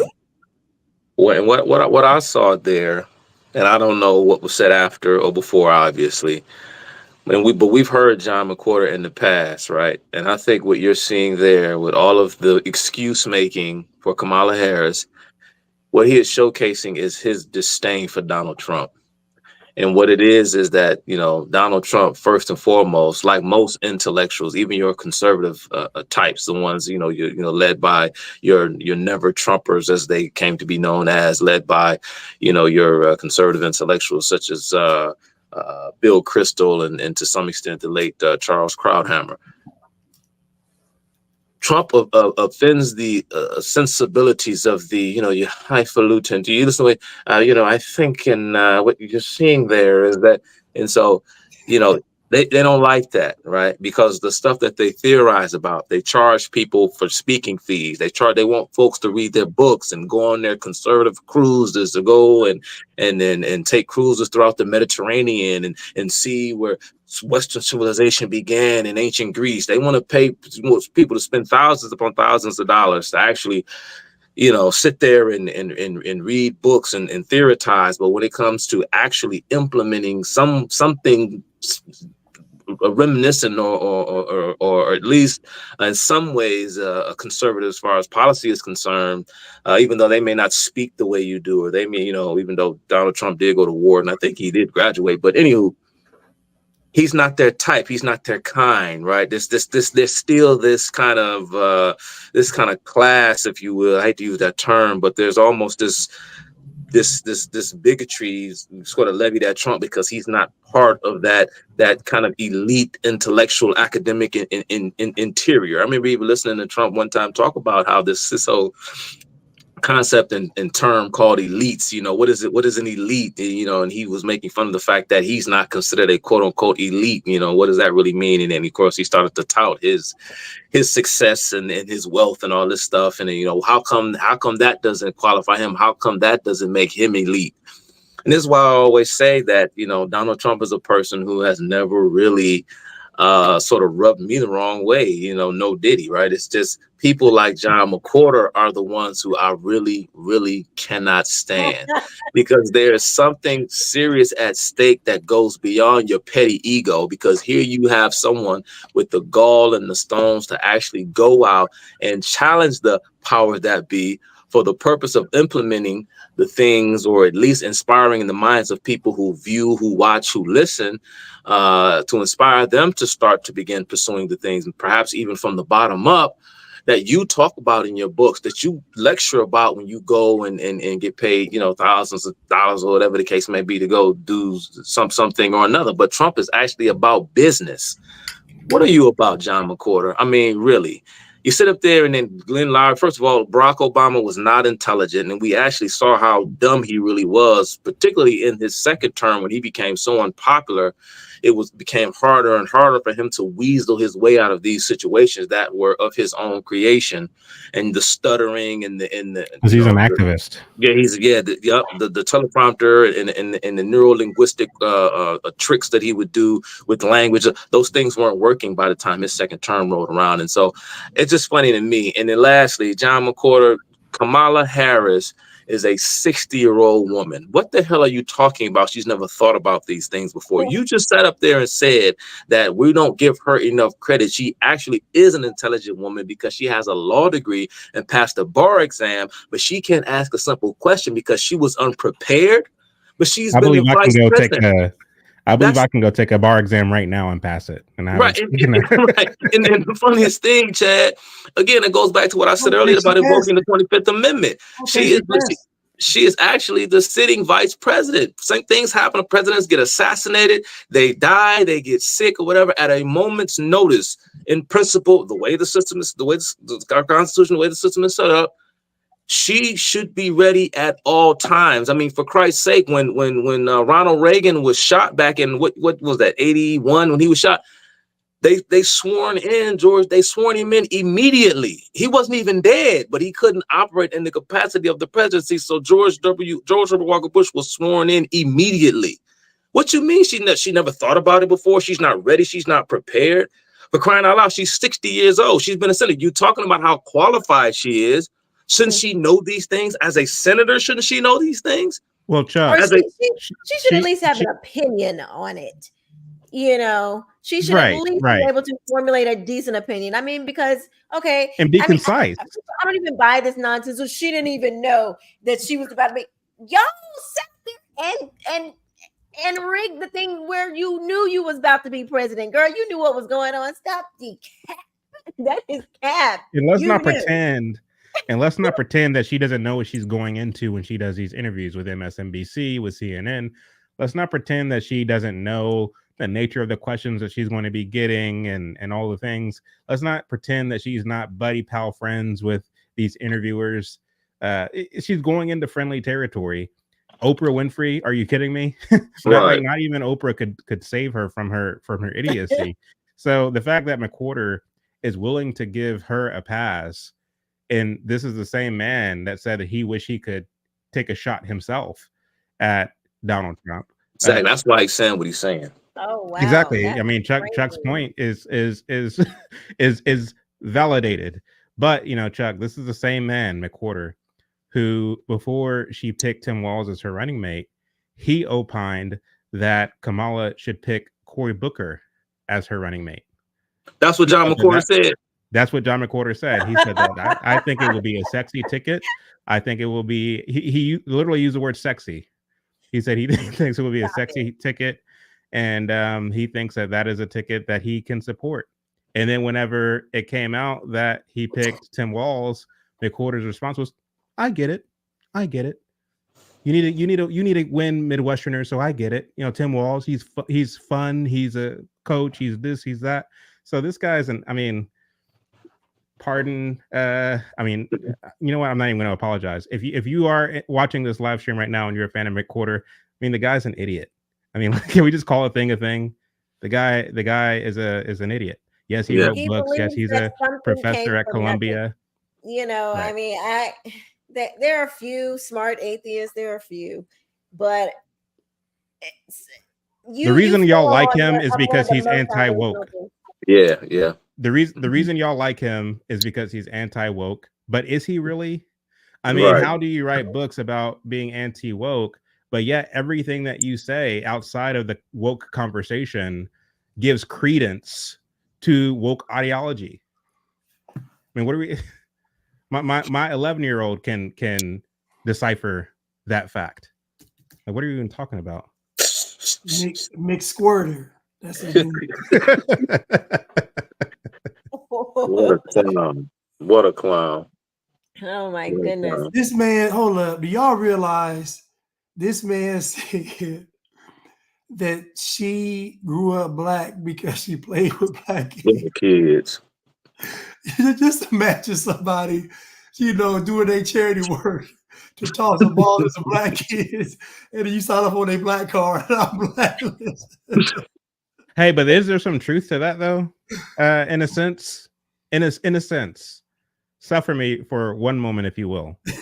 When you look at Rachel Dolezal, when you look at Woe Vicky, when you look at Danielle Braglia, aka the Catch Me Outside girl, these are with three women who grew up around black folks, and if you talk to them, they have that kind of cadence and that jive, and and if it is true that black, if it is true, wild tree. Well, hold on. If it is true that more than an ethnicity, blackness is an ideology or a political statement, wouldn't that make Kamala or Danielle Baglia, aka Catch Me Outside Girl, or any of these other folks who have planted their stake in black culture, wouldn't that make them black by that definition of blackness being a political identity or a political statement? So why don't we I'm just wondering. I'm just wondering. Of course. We don't call white liberals, white lefties who believe, we don't say AOC is black. You know what I mean? She doesn't get to say, I understand what you're saying, Chad. I get what you're saying. And that it is a political statement. But because, why does she get blackness and AOC don't? She's liberal. We don't say, oh, you're black.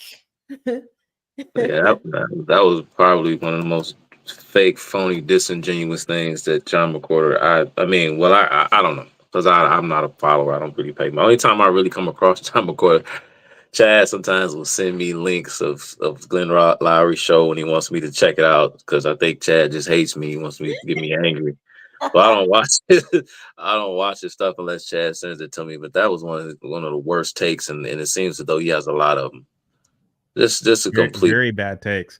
The fact is, McWhorter came to notoriety during the George Floyd years. Of course, he's been a known figure for a while now, but I think more people became aware of who he is. The same is true of Glenn Loury and Coleman Hughes in response to what happened with George Floyd, where people were on the internet in search of so-called black voices to give a conservative take on race relations in America. This is also the moment in time when people like Brandon Tatum and Candace Owens experience a sharp influx in their notoriety and public fame as well. So you had all these people who were already talking, who by the time 2020 rolled around and the talk of race became front and center, you saw this kind of influx of popularity.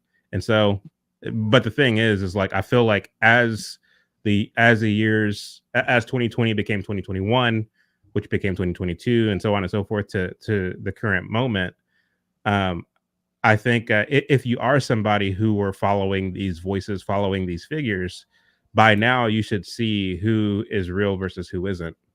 What is it? What is it really that McWhorter is trying to push and promote? What is it really that Candace Owens and that, fill in the blank are trying to push and promote? What is it really? And can you get behind their rhetoric, their philosophy, their ideology? Like, do you still stand with that? Or do you have this kind of nostalgic attachment to, this was one of the first quote unquote conservatives that I've came into contact with, and I just can't bring myself to see them as either a fraud or someone who maybe says some smart things sometimes, but other than that, they're not really worth listening to, So yeah, I stopped listening to Glenn and McWhorter a long time ago. I didn't really find anything really edifying. I don't know what it is. I don't really like to listen to people who aren't believers on a lot of these topics. Like I am very, very particular about who I lend my ear to, because I just don't. These people be saying a bunch of nonsense, and Glenn and they're too old. Y'all too old for this. Like y'all have studied at some of the most prestigious universities in America. Like y'all, some of this stuff that they say, it's just ridiculous. I'm like, okay, whatever. Like whatever. Like I subscribe. For real. I want to hear it. But to go back to what Chad was saying, the difference between the people that you named and Kamala Harris is that they aren't code switching, meaning that Rachel Dolezal is black. She's not going back to white. Catch Me Outside is black. She ain't going back to white. Everybody you name is on the black side to stay. They're not. If you ask them if they could pay some money, they would be officially black. They would. What Kamala Harris is doing though is Kamala Harris didn't grow up black at all. So now you have somebody didn't grow up black at all. Even her first year of college was in Montreal. She grew up in Montreal from 12 to 19. Then she goes to Howard. But even after Howard, where is her quote unquote black experience? Yeah, she might have messed with Willie Brown. Yeah, she might have messed with Montel Jordan, but I'm pretty sure she messed with a whole bunch of other men too that wasn't black. So like to me, she's not just not black. She's not culturally black. And to me, to be culturally black is bigger than being, I guess, physically black, if that makes sense. Culturally black weighs more because black folks like the show. So culturally black folks like the aesthetics of it all. But that's what matters more to black people. Kamala Harris ain't culturally black, but she does look black. But yeah, she's not she's not she's what you call ethnically ambiguous. Yes, like the Rock. The Rock is biracial, but when he plays in a movie, he never plays a role based on race. The Rock never plays a role that's about his race. It's always he's just a guy with muscles and trying to save the world. Kamala is the same way though. If you look at back before 2020, she was Indian.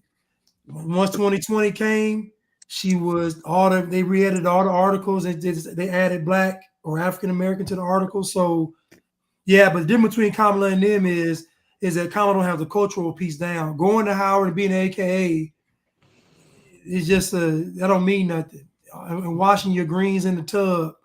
That shows. I don't know why she said that, because you really ain't Black doing that. Ain't nobody eating greens. Okay, like, I don't know nobody. Ain't nobody for eating greens. Like that's how you know she ain't Black, because nobody Black will do it or say that.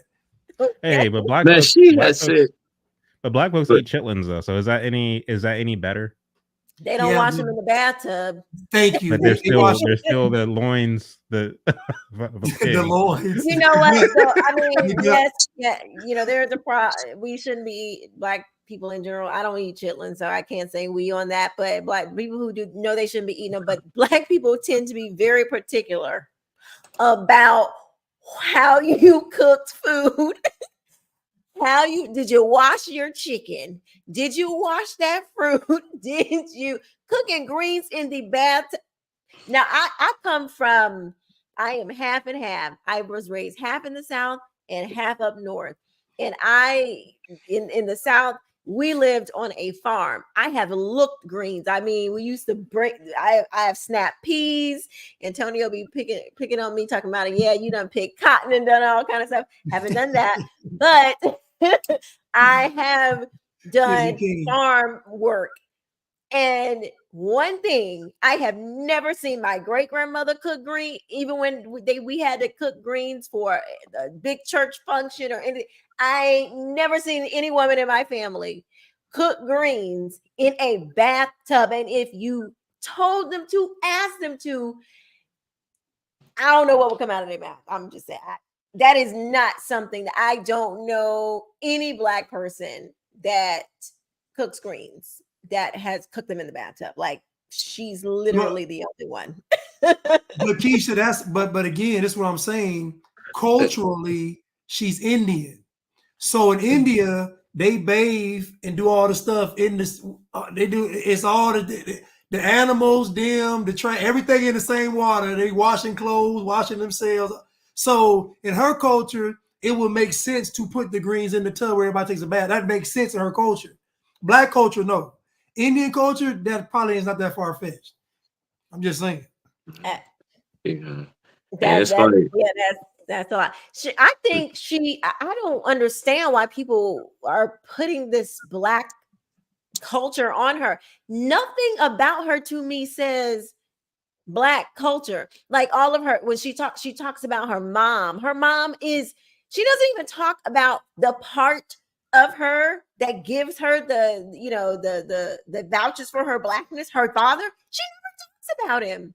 She never talks about the man who is supposedly the one who gave her all this Blackness. Yeah, because he don't say he's Black. So he don't say he's Black. That's why he don't say he's Black. That's why she don't bring him up. Yeah, I think I just recently criticized her after the Meg Thee Stallion fiasco. I think he had made a statement, and very few news outlets picked it up. But he was, I guess, chiding her, saying that he was disappointed and ashamed of her for pretty much just lowering herself. Said she wasn't raised this way, and such and so forth. You know, the hood Black culture thing or whatever. Saying that's not her. That's not who we are, and I didn't raise her to be that way. And so, but yeah, like I said, few media outlets picked it up, and it's funny too because, you know, you're not allowed to talk about it if Trump or, you know, JD Vance or someone. So they want to sell you on her, right? They want to play identity politics. And when you step into the identity politics arena with them, because they are coming to the battle with their race as a means of some type of qualification. And so when you question their race, question their ethnicity, when you play the game that they play, then once again, they want to turn the tables on you and say that you are a racist for actually saying Kamala Harris isn't Black or questioning her Blackness. You're a racist for that. But yet still you want to pick up political support for that very same reason. but I am not allowed to attack it. So now you have handicapped me and handcuffed me, and I can't even, attack or cross-examine you or cross-examine your record because you're running on your race. That's what you're doing. Right. But they're not allowed to do it. It's ridiculous. And lastly, I like how when he talks about how going back to McWhorter, where she's not prepared and she was caught off guard. Mind you, she's been asked the same question multiple times. She's prepared. She's briefed ahead of time. I know I'm preaching to the choir when I'm talking to this audience, but we all know, the focus groups. I mean, these politicians have whole teams that scour just a head to toe deconstruction, everything from your tonation, how you speak, how you cut your hair, your clothes, how you're groomed, the way you walk, the way you speak. Everything you do has to come off well to the voting public. And they have a whole team of people that they employ to train them, to teach them, to show them how to gesticulate and all of that stuff. And she can't get rid of the nervous laugh because I think because she thinks that she's an attractive middle-aged woman, she tries to charm her way through everything. It really disgusts me. It makes me angry when I the laughing, the smiling, when she tries to do that little cute, like, oh, I'm cute, look at me, I'm gonna smile, I'm gonna give you a little wink, and then I'm gonna give you a little laugh. She tries to almost flirt. It's like, it's like she's flirting with the voter. Jezebel. Vote for me. Look at me because I'm a nice looking woman. I'm a MILF. Look at me. It's a weird kind of thing. But see, she knows, or at least she is somewhat hesitant because when she's asked a question, I think, and this is why you kind of see now people say, well, she's stealing a lot of Donald Trump's ideas, about taxes and this and that and the third, and even trying to accuse Donald Trump of being the tax hawk, and she's going to be your more libertarian type of president, right? Because when has the left ever really been about? Because remember, supply side economics, particularly under Reagan, they called it, of course, voodoo economics, right? They talked about this quote unquote trickle down effect, and what it was, in fact, according to them, was just this means by which to feed more or allow the wealthy to keep more of what they have. Thus they are afforded the opportunity of bypassing the responsibility that they have to quote unquote pay their fair share, whatever the hell that is. What is fair? What is their fair share? We don't know, right? And so she hesitates, she stops, she pauses, because she knows in her heart of hearts that what she believes in, what Joe Biden has done, and what many on the left have done for the longest time, people want to talk about what Bill Clinton did. But anyway, that's a whole nother discussion because, Bill Clinton, that was the last time we had a Democrat who talked about less government, cutting taxes and all this other stuff.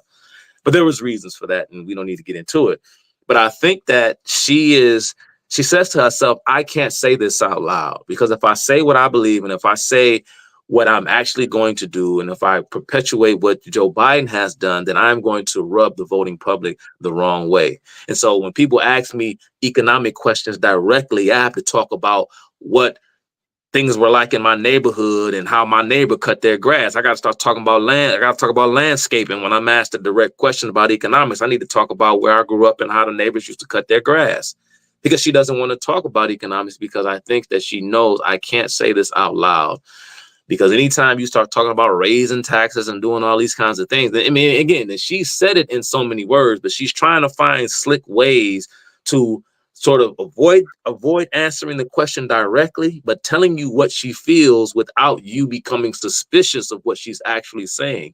But she's so uncouth. She doesn't have that kind of trained political speak to where she can, I guess, deceive the public in this way, because she's so overtly fake. And I think that's something that, she's just kind of born, I think, with this. She just gives it off. She's just not a talented politician.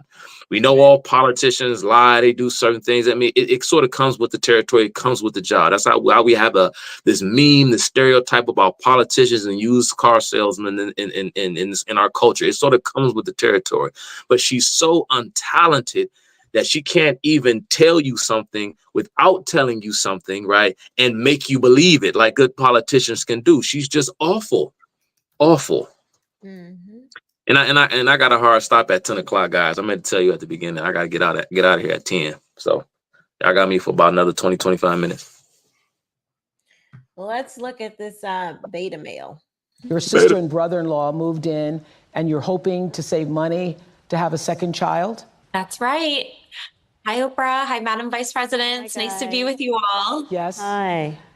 And so what did you want to say to the Vice President? So, Madam Vice President, that's what we thought the American dream was, to get married and buy a home and have a baby. And now here we are, and our mortgage is incredibly higher than what we thought it would be. And my sister and our brother-in-law are living with us right now so that they can hopefully one day do the same. And while it's beneficial for us because they help us pay off some of our mortgage, it's also beneficial for them because they can save on cheaper rent. But we really would love to know what your plan is to help lower the cost of living. She goes on to not answer not any of their questions. Oh gosh. So the beta male in there. So she does all the talk. Do you think that the husband was like, okay, honey, you're just going to go in there and do all the talking? Do you think he asked her to do that? Or do you think? Well, I've noticed that this is kind of par for the course when it comes to leftist husband and wife duos that I see on television and on the internet. It's always the wife or the girlfriend talking with the with the boyfriend or husband just kind of there as a prop, smiling and just like there. And you would never see me on any interview whatsoever with my wife where she's doing the talking. I'm just kind of sitting there. You know what I'm saying? It's like, I don't know. It's that I don't know. That to me is the cringiest thing, is to see like they're talking about the economy and talking about, their own income and their ability to pay bills. And he's just kind of sitting there. His wife is doing all the talking, and they're talking to two women about what one of the women would do to help their economic situation. Exactly. Like, there's so much beta energy in that clip, as far as I'm saying, as far as I'm concerned. Yeah. I would. I mean, you have to, I would think a man would feel sort of like it's a slight against him, because now she's basically saying, yeah, my husband can't take care of our family. That's essentially what she's saying. Blanche, what do you think? I think that they do this often, and this was done by the studios because of the optics. You kind of you get rid of the patriarchy by doing this. So you kind of, even though they're married, you give the illusion that the woman is running the household, so nobody's threatened by a man's presence, and his wife isn't being subverted, she isn't being abused. He's just sitting back looking stupid. She's allowed to talk, make everybody feel comfortable. It's just for the optics. But his marriage was compromised a long time ago, probably when they were dating, before they even got married. He was, he forfeited his backbone for what you see today. Now he's just in the house. Her whole family's in the house. No orange juice, no cereal. He just walking around the house. No privacy. They can't make love. They can't do. So it's just the children, her family, her. He's left with the brunt. He probably can't watch what he wants to watch on TV. Just a shell of.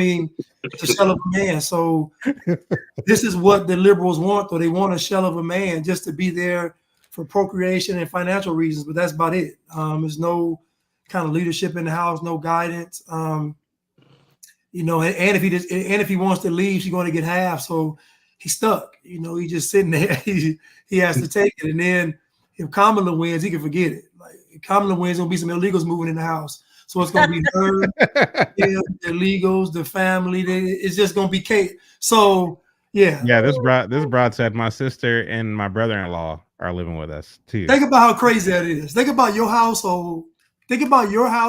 Chuck and Chad. She got her whole family in that house. And you know how folks act when they're in your house and they get comfortable. Right. You already know how. Oh my goodness. It's funny. So I'm cleaning out my closet because before Antonio and I move into our place, we'll be at my place for like a month and some change. And so today, he comes in and he's like, doing some last minute stuff for the wedding. And I was like, oh, those I was like, oh, they look great, but we need to add some streamers. He was like, look, let me tell you, like it is so interesting how men, real like strong men, when they are like basically don't get it twisted. Like don't get this. He's like, listen, this is how this is gonna run. Now I will do, you know, you ask me to do something and I'll do a part of it, the part that I do, but the rest of all that you're gonna have to do that. Like that's gonna be on you, okay? Like I've done it. Here's what you asked. Here you go. The rest, that whatever you want to do, honey, go right ahead. But this is my limit. This is how this is gonna work from now on. And I'm like, okay, like I get that though, you know, okay, cool. Just I'm cool with that. But I would say, I venture, that never happened in their relationship. Like this, okay, Yeah. listen how this is going to, like this He's is like, what, yes, honey. Let me get right on that, honey. Let's play this clip before Chuck bounces. I know he got to leave in 10 minutes. I'm going to play this clip real quick. Madam Vice President, you just laid out your economic vision for the future. Yeah. But still, there are lots of Americans who don't see themselves in your plans. For those who say these policies aren't for me, what do you say to them? Well, if you are hardworking, if you have the dreams and the ambitions and the aspirations of what I believe you do, you're in my plan. You know, I have to tell you, I really love. That's not the one. Sorry, my bad. You mentioned housing before, giving that extra money for a first home. If you can't raise corporate taxes, or if GOP takes control of the Senate, where do you get the money to do that? Do you still go forward with those plans and borrow? Well, but we're going to have to raise corporate taxes, and we're going to have to make sure that the biggest corporations and billionaires pay their fair share. That's just it. Bill Gates just said it this week. If he was in charge of taxes, he would have paid more. But how do you find that line to make sure corporations are paying their fair share, but they're not leaving our country? Well, listen, I work with a lot of CEOs. I have spent a lot of time with CEOs, and I'm going to tell you that the business leaders who are actually part of the engine of America's economy agree that people should pay their fair share. She's in the center. So you're saying you believe that she's doing her own thing? She's definitely doing her own thing. Like she says, here's my core values, right? I want taxes to be fair. I want to, you know, lower taxes for the middle class, right? I want to. What CEOs has she spent time with, and how did she spend time with them? Is what I want to know. I do not believe for 1 second that she spent any meaningful time with them. But then Mark Cuban, because that's one of the people that she's referring to, actually, Quisha. She's referring to Mark Cuban as one of the CEOs that she spent time with. And Mark Cuban agrees with her that, you know, you should raise taxes on the rich to pay their quote unquote fair share. And he says that she's in the center, that she's not uber leftist. She's actually in the center. And then Mark Cuban looks like a lesbian. Have you? Like, I don't know why. Like his haircut, I don't know what is going on with him, but he looks like an old hag, like a female softball coach. But Chuck, what did you think, Chuck, of her like saying that what they would have to pay? They would have to pay more taxes. And the interviewer asks her, well, what then will you do when the billionaires just decide to up and leave? And this kind of Atlas shrugged type manner, and she doesn't really give an answer to the question. She did give an answer for the first part of the question. The interviewer, I forget her name, was Jennifer Mall, I forgot her name. Anyway, she qualified the question. She set the parameters, and Kamala Harris just simply bypassed it. She said, well, what if, you know, we have a GOP Congress, a GOP Senate. How are you going to, you're talking about raising taxes to fund all these programs. How will you do that? Now, you know, of course, I mean, that's a huge hypothetical because the interviewer, she's just neglecting the down ticket effect. But she just says, well, we're just going to have to do it anyway. It's like, wait a minute, what? But you can't. And that was the point. That's why I asked you. All right, you can't do that. You can't reshape the conditions of the question. That's not what I asked you. I told you can't because you have a GOP Senate. What are you talking about? We're just gonna have to. As if billionaires don't pay enough already. It's just so much. The whole conversation about economics and taxation and things, class and these sorts of things. I mean, comparing the poor of today to the poor of yesterday, figuratively speaking, and comparing their living standards. That's not what we do, right? We look at relative poverty and these kinds of things because that is a phenomenon that is ripe for demagoguery. Chad says demagoguery. I say demagoguery. I think you can use either term. Mean the same thing. But this whole thing, when I hear people talk about, the working class and we need to do, and even stuff like that, I ask myself, well, what does that mean even? What are we talking about? We're talking about working class. What does that mean? What is a working class? What does that look like? Are you talking about people who do physical labor for a living, the muscle, right, that actually makes the country go?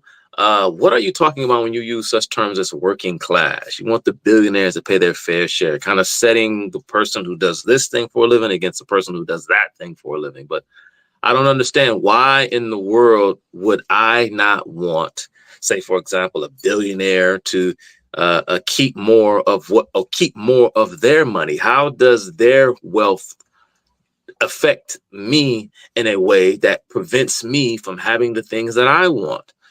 We talked about the zero-sum game a couple of weeks ago, right? What exactly is meant by this whole attitude of paying your fair share?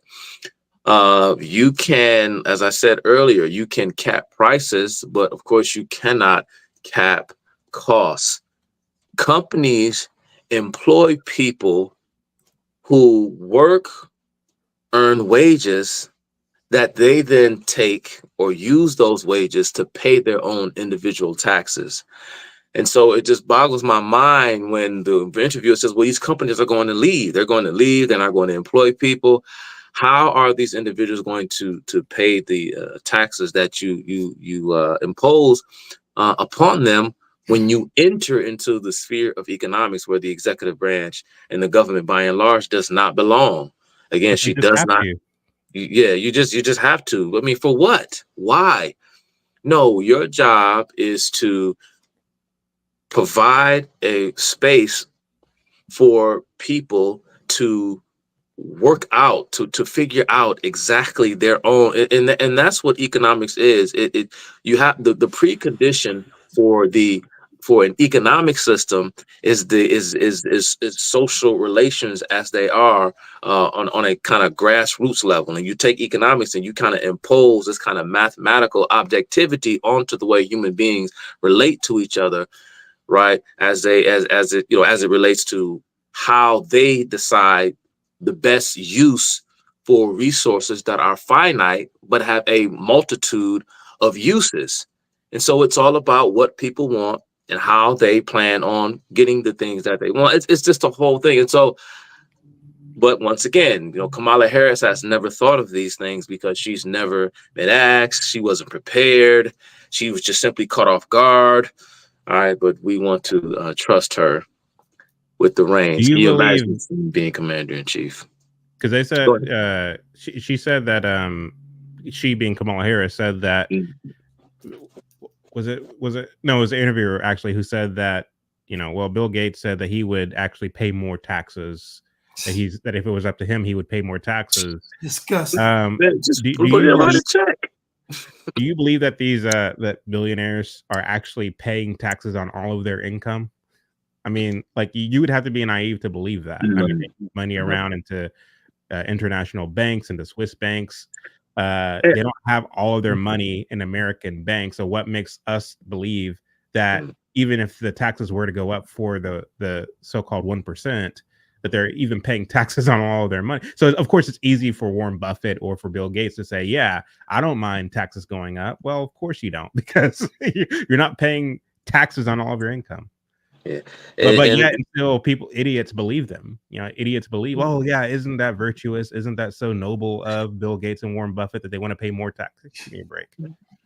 And I think it really just weakens the foundation of America, when we as peoples, because what liberalism has become and what it promotes is almost this distrust for the virtue of charity. And it really does something for the person who, I guess, kind of inherently almost seeks out that validation for a job well done, but also the receiver of the gift of charity. It's almost like you have robbed them of their ability to see the best in their fellow man.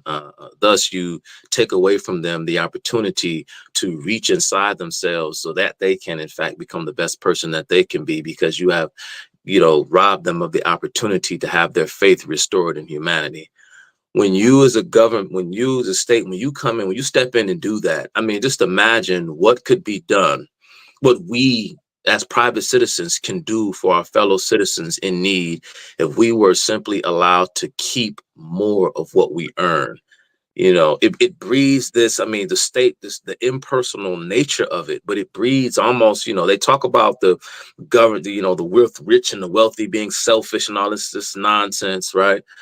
But it's like you can't even afford to look out for those who may be in need, because the government, quote unquote, is going to invest on your behalf, where they think resources could go, involving themselves in industries that they have no business in, because these people just don't know what they're doing. Because the people who are best suited to solve the problems that are going to bring about a better world, right, are in fact the almost infinite sea of knowledge and wisdom contained within this indescribable dynamic of spontaneous and impersonal interactions, informal interactions. And that is how a society grows. Let the people figure it out on their own and just get the hell out of the way. Government, you can't, the government can't fix the economy. The government can only get out of the way so that the people can fix the quote unquote economy themselves. But it all begins and it starts spontaneously, informally, with people who have a shared invested interest in some type of interaction, right? Economics is it's primarily philosophic. It's not mathematical, right? The economics is philosophical. It doesn't work that way. But again, when you're talking to a politician, that's what you get. But I got to take off, guys. I work from home, so I actually have to work. I'm about to get off here, sign in, and punch the clock and get to work, man. I didn't fulfill my work obligations for the week. I got 2 more hours to do, so I can work a full day. And so I got to work 2 hours and get them in before midnight. So I got to get out of here. All right, take care. All right, y'all. Peace out, y'all. What were your thoughts, Blanche? On everything y'all just said? Yeah. Well, again, I don't think that Kamala plans on following the rules. So when she says we're just going to do it, I believe her.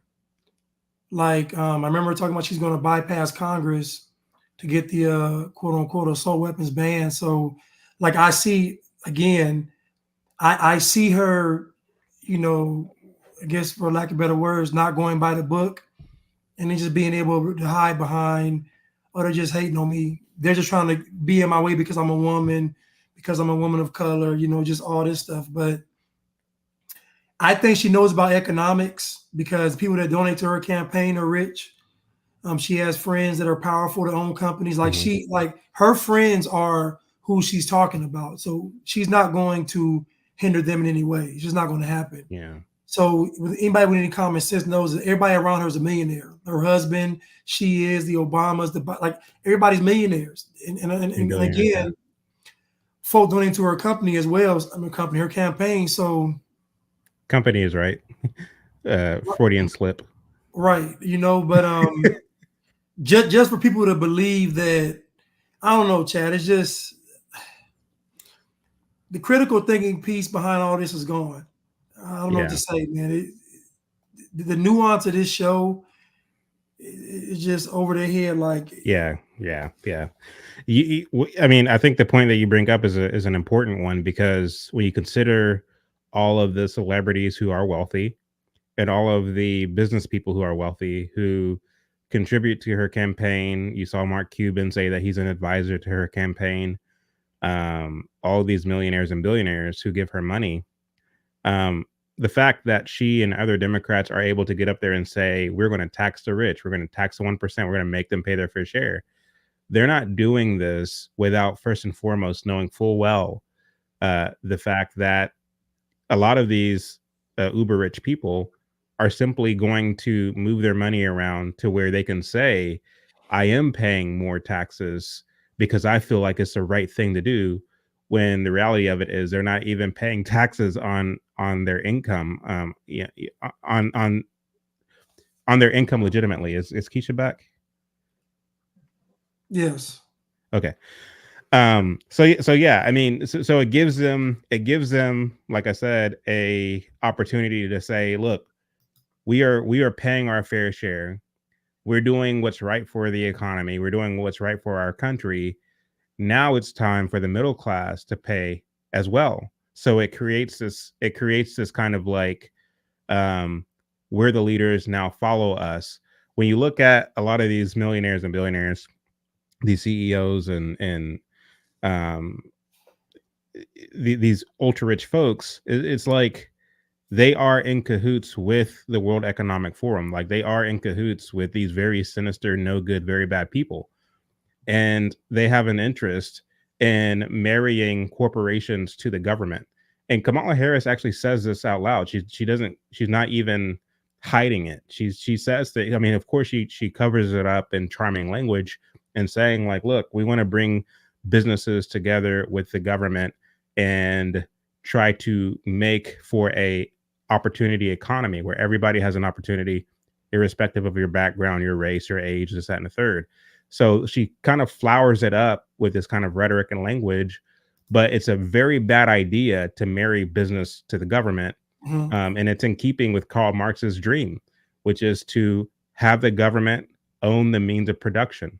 You're supposed to have a separation between business and government, because to the extent that the government owns the means of production and is price fixing and is setting, doing all the things, this causes inflation, this causes recession, this causes depression, this causes stagnation of wages and everything else that goes along with it. It's not good for the economy to have the government involved in it. And I think you're right, Blanche. I don't think that she doesn't know this. I don't think that she doesn't understand this. She is a Marxist, so she knows exactly the whole idea of the centralization of goods and services being tied up in the government. And she also knows the socialist slogan of from each according to their ability to each according to their need. That is what she's doing when she says we want to give money to first-time home buyers because Black folks have traditionally and historically been victims of redlining. So we want for Black folks to benefit from this $25,000, again, from each according to their ability to each according to their need, from each who is white to each who is Black or immigrant or whatever the case may be. So the policies that she is running on is Marxist to the core. But of course, she's not going to come out and say that they're Marxist. She's just going to give you the flowery language. And unfortunately, many people are going along with it. So, yeah, and when talking with certain people, they don't understand. How can I describe? Like they don't understand flowery language, and so because most people have their minds of what politics are based on entertainment, they think that if somebody is communist, they're going to come out and say, I'm a communist and I'm running. Right. This is what the average person, I mean, top people, they're like, well, she would have said it. I'm like, that's not how this works. Like, so folks don't even understand the nuance, even in the language. Or the basic fact that politicians lie. But go ahead, I didn't mean to cut you off. Well, I mean, but Chuck, that's my point. I'm sorry, Chad. My point is that politicians lie, but for some reason, they're not saying that about Kamala. Like I even heard, okay, Joe Biden lies. I heard Trump, but I haven't heard anybody say that Kamala lies. Nobody's saying that. Nobody is saying she's lying. So I was like, well, that's kind of strange. So I asked my dad, I said, well, does she lie? They didn't want to answer me because again, the narrative is, how could a black woman lie to the country? It wouldn't happen. And so she's kind of protected as this, you know, they had this thing they were pushing a couple of years ago, black women are going to save the world or save America, or some kind of thing they were doing where black women can't, it's hard for black women to be feminine and save the world, or some kind of, I don't know. But people carrying America on their backs. Yeah. He's just carrying America on their back. But people think she's going to come out and say, I am a Marxist, I'm a communist. I was like, are y'all nuts? She's not going to come out and say that. Are you crazy? I don't know. I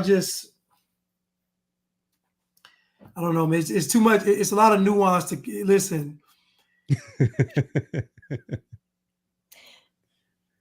Go ahead, Quisha. No, I've been thinking a lot about difficulties. Huh? You having technical difficulties? Oh yeah, y'all know. I gotta call Comcast again. I hate dealing with these people. But are you moving to Jacksonville? I live in Jacksonville. Right, but whenever you move, is it still going to be in Jacksonville? Oh, probably, yeah. Mm-hmm. Do they have their internet service where you're moving to? I hope we have better internet service. You know, I really do, because this is really annoying. I've been thinking a lot about like foundational things, and the man and the woman, and when you can't tinker with God's things, there are some things that you can't upset the foundation of, because if you do, you will throw the whole entire thing off. And this is like what I see happening. I think one of the main reasons why why people are so believing of Kamala, oh, you just have to believe her. Oh, she's just so great and wonderful. Oh, whatever, is because we've so messed up the foundation of the family and the foundation of God's hierarchy, his order and things like that, that when you see a Kamala and you see her lying and you see all the things that she's for, you're not going to push against it, because you didn't notice, or you didn't have any reaction to these foundational things being moved around and messed with. Yeah, so you just go with anything that you just go with it, because I mean, it's everything is so chaotic because the foundation is messed up. It's almost like was that not the point of the 60s? In your opinion? No, I think so many things happened in the 60s. Like every foundational thing was rocked in the 60s. The secularization of the West, right? Mm-hmm. Yeah, you had the free love movement, the feminist movement, the civil rights movement. You had prayer being taken out of schools, and then 73 you had abortion. Like just the all of it, an attack on the family foundation. Yeah. Like when you Martin Luther King said that he wanted a revolution of values, and boy, did we get it. Oh, like a fundamentally transforming America. Sounds the same thing. I just, when you start to tinker with God's foundational things, it's just like anything else. If you try to do that with a house, or anything that needs a foundation to stand, you're going to get chaos. You're going to get deconstruction. It's going to come down. And so I just see that that's what we're going through. And I'm really concerned about the people that don't see it. You don't see it. Like, that's the concerning part for me. Not that they're doing it, because, the devil's going to do what the devil does, but that the people don't see, especially the people that call themselves Christians. Like, I don't understand how you don't see this stuff. Like, it's just mind boggling to me. But, I don't know. What do I know?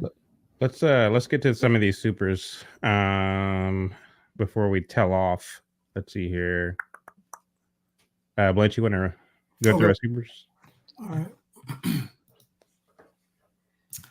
right. Patrina John P. Dot, thank you so much for the super sticker. We really appreciate it. Vic gifted 5 memberships to Channel Jackson's channel. Thank you, Vic. Jesus loves you. God bless the chat. Chad, Chuck, Quisha, and Blanche. Thank you. Jesus loves you. Thank you. Cruise Missile, looking forward to the rest of the show. Click the like button and donate if you can. Thank you, Cruise Missile. Really appreciate it. Adam Nice, congrats, Quisha, on your wedding. Oh, thank you. Will, good night, folks. Congratulations to Quisha King on your imminent wedding. So Chad, these are for me. These are for me. Thank you. And by the way, Quisha, I really wanted to make it to the wedding, and the reason why I was holding off on RSVPing is because there was an engagement in Baltimore that I was invited to be a keynote speaker at.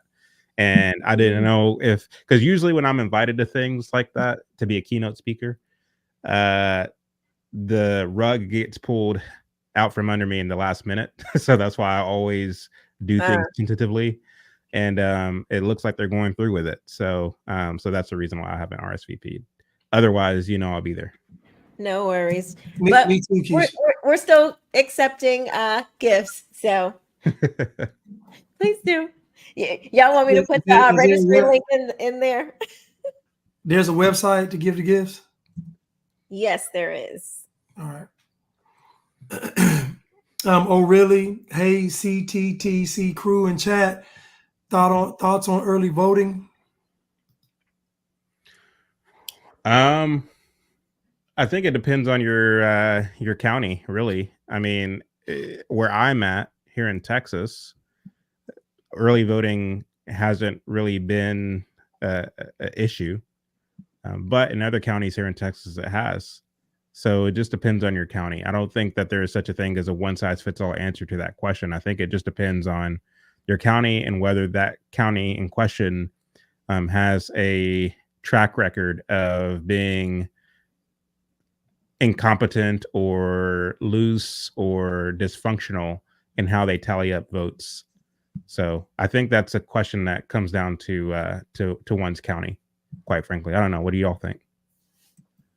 Yeah, I think it's I don't know if you're asking, should we vote early? I don't know if it's the question. I guess you should vote early. I don't know. My thing is, I'm like 1 day to vote. All this early voting, I feel like that is a way for cheating to take place. Yeah, like why should we have to wait a month for freaking tallies to come in? Oh, we're still counting the mail-in ballots. That's bull. I don't believe this for 1 second. But anyway, that's my 1 day to vote. That's what I would do if I were queen. Yeah, I like 1 day to vote too. Martin Towns, Sunday dues times. I went to our state fair here in Virginia and I saw mostly Trump banners in the crowd. Even saw Black, Hispanic, and Asians walking around with Trump banners. Gave me some hope. What I've seen most out of the general public in my area has been Trump stuff. Now in Atlanta, there's obviously more, that's the cesspool of degradation. But outside of Atlanta, it's probably a little more. I've seen Trump stuff. People wearing Trump stuff to the gym. But I haven't seen any Kamala paraphernalia at all. Paraphernalia. She's an AKA. In that nail ya. Alethea, awesome discussion tonight. Thank you. Please check out Pastor Jack Hibbs' worship service from today. Under the shadow of the Almighty. Blessings to your marriage, Quisha. Thank you. Pastor Jack Hibbs. Okay. We'll check him out. Rick Hamstead, always a great show. God loves you all. Thank you, Rick. Thank you. Stephen Carter, thanks you guys. Thank you so much, Stephen. Really appreciate it. I think that's it. I'm glad, Stephen, you know, he feels how he feels about Candace. He's a huge supporter, which is, you know, okay, fine, whatever. And I'm glad that you still support the show. You don't take it to heart. So that's good. Listen, I like Candace doing what she's doing now. Like when she digging up the dirt, I like, listen, I like this version of Candace where she digging up stuff, like how she did BLM. Oh, Like how she doing Kamala. Like I like to me, that's her specialty, is uncovering the dirt. Like I don't mind people that, you know, you should dig. You should dig, you should look, you should kick that, you should. You know, I just think you have to be careful when you already have a, you know, an opinion in your mind about a thing, because you can get off into already, you know, believing just bias, you know, confirming your own bias or whatever. So dig. Y'all pray for me because I'm having another breakout. Breakout. Like a rash? Yes. So, huh? Like a rash?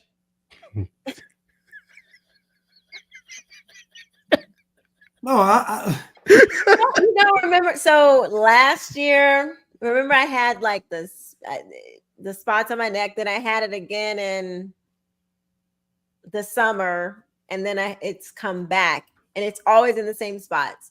My neck, I get the spot on my lip, and it's like allergies. I get really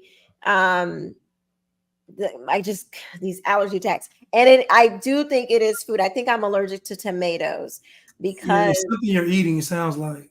Yeah, so when I eat when I get these attacks, and then if I eat like a lot of tomatoes and stuff, like it just makes it flare up even more. So I'm like, just please be gone by the wedding. Yeah, well, don't eat no more tomatoes till. Oh no, I'm staying away from the tomatoes. Do you have a garden, Quisha? No, I got a bunch of seeds, but I haven't. I tried to plant. I got a whole bunch of seeds. I do. I'm trying to like, this is me preparing on the low. But I tried to start a garden, and I got one little sprout of I don't even remember what it was at this point, but yeah, that was it. It didn't go very well.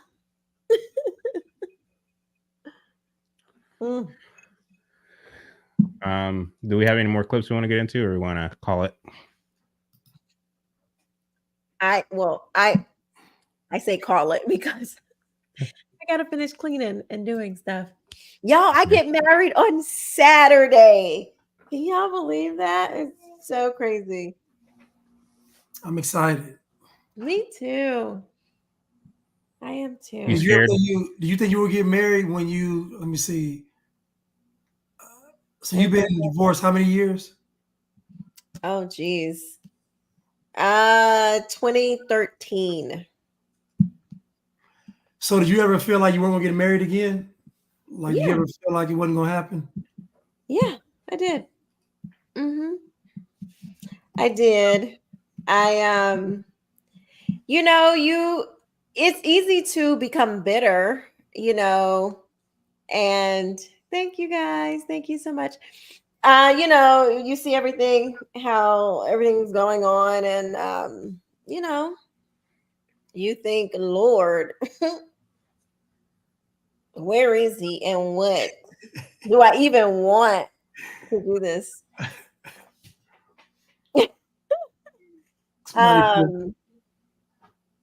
Somebody put 10 years in the streets. Not quite. She's a runner. She's a track star. No, that's not you. No, there's definitely there's a lot more to my story, a lot. So no, not 10 years in the streets. But you know, I think you give people hope though, Quisha, because I can see somebody losing hope after 10 years, like, you know, it's over, but you didn't. So it's like a testament to your faith, you know, not giving up. Well, okay, I went through phases. Like I gave up And he got back. I don't want to make it seem like I had hope the whole time. No, I didn't. I did not. That would not be true. But let me stop looking at the comments.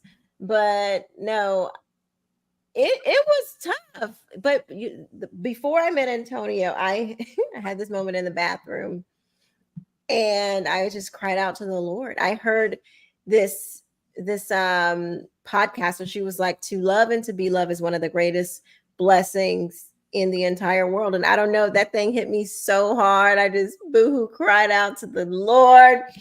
And I was like, where is he? Why? This and that and da da da da. And God was like, you ain't even really trying though. And I was like, kind of right. Like I wasn't really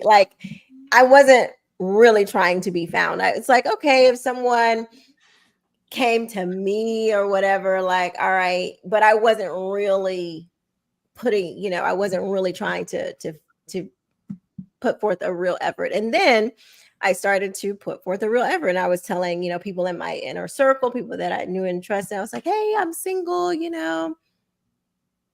looking. And a friend who had told Antonio about me 2 years ago. So we have friends in like the same circle, but we never knew that.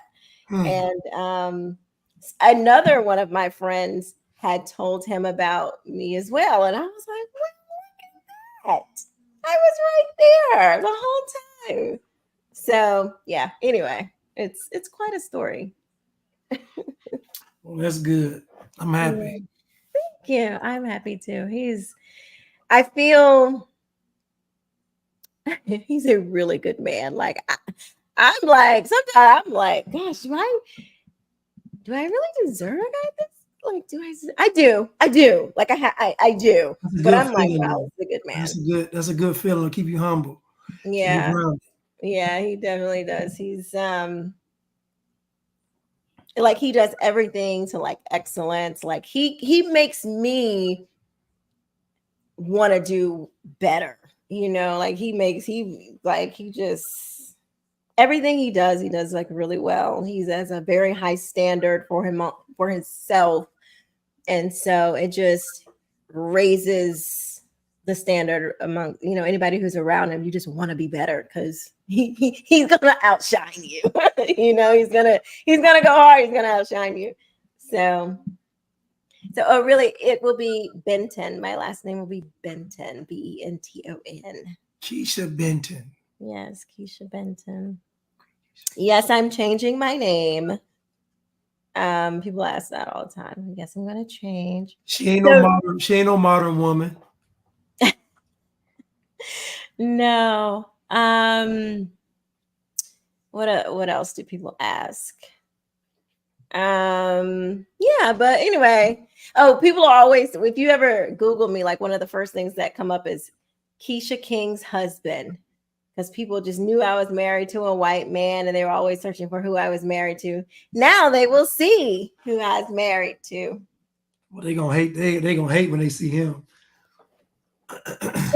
Oh yeah, he got the little waves and the light eyes. I'm saying he ain't. No, I'm saying, but he ain't white though. So they're gonna be like, oh yeah, that too. Yeah, they're gonna be like, nah. Their only real ammunition is that your spouse is not black. Like that's the only thing they really have. Yeah, which is nothing but. Quisha, will you sing at your husband? Will I sing at him? What will it be if so? Oh, I can't tell you that. I'll have to wait until after the wedding. Are you going to sing at your own wedding? I can't tell you that. I can't tell. So the answer is yes. Then. You should have been there. You'd know. No, I'm just playing. The answer is yes. Then. Because if the answer was no, you would have just said no. Quisha gonna have a baby next year. That I'm not going to do. How old are you? 43. I just turned 43. Oh, baby. Them over is still good. You got some time. I didn't do what you gotta You gotta freeze your eggs and do all that stuff. I didn't do that. Maybe God can touch your womb like Sarah's. What if Antonio doesn't want more children? Man, he wants some more kids. No, we have 5 between. Well, he says, I want as many as I can afford. I said, well, Yeah, I know he wants some more kids. Listen, I know. If you want some more, then you better go right quick in a hurry, because I'm 43. I am 43, and look, your patience gets thin. Yeah, I mean, you got a few left, Quisha. Y'all, let me get off of this here app, because I don't think I want more. He doesn't. I don't think Antonio wants more children. Y'all got 5 in between y'all. Shoot. Yeah, that's a lot. That is a lot. That's enough. My mom had me at 42. Oh, okay. Okay. Mm-hmm. Men always want more children. He says as many as he can afford. So I don't know. We'll see. Chad, are you having more children? I wish. You do? Yeah, I want more kids. How many more do you want? I could use about 4 more. Whew. What's the show called? 8 is Enough? You talking about you want 8 children? Mm-hmm. Wow. That's like my nephew. He wants like 10 kids. So my mom is one of 12 siblings. My dad is one of more. My dad is one of 14 siblings. So, I'm one of 5, and to my shame, I have 4. So you didn't meet the standard. Yeah, I didn't meet the standard. All by one woman, though. So there you go. They won't give you credit for that.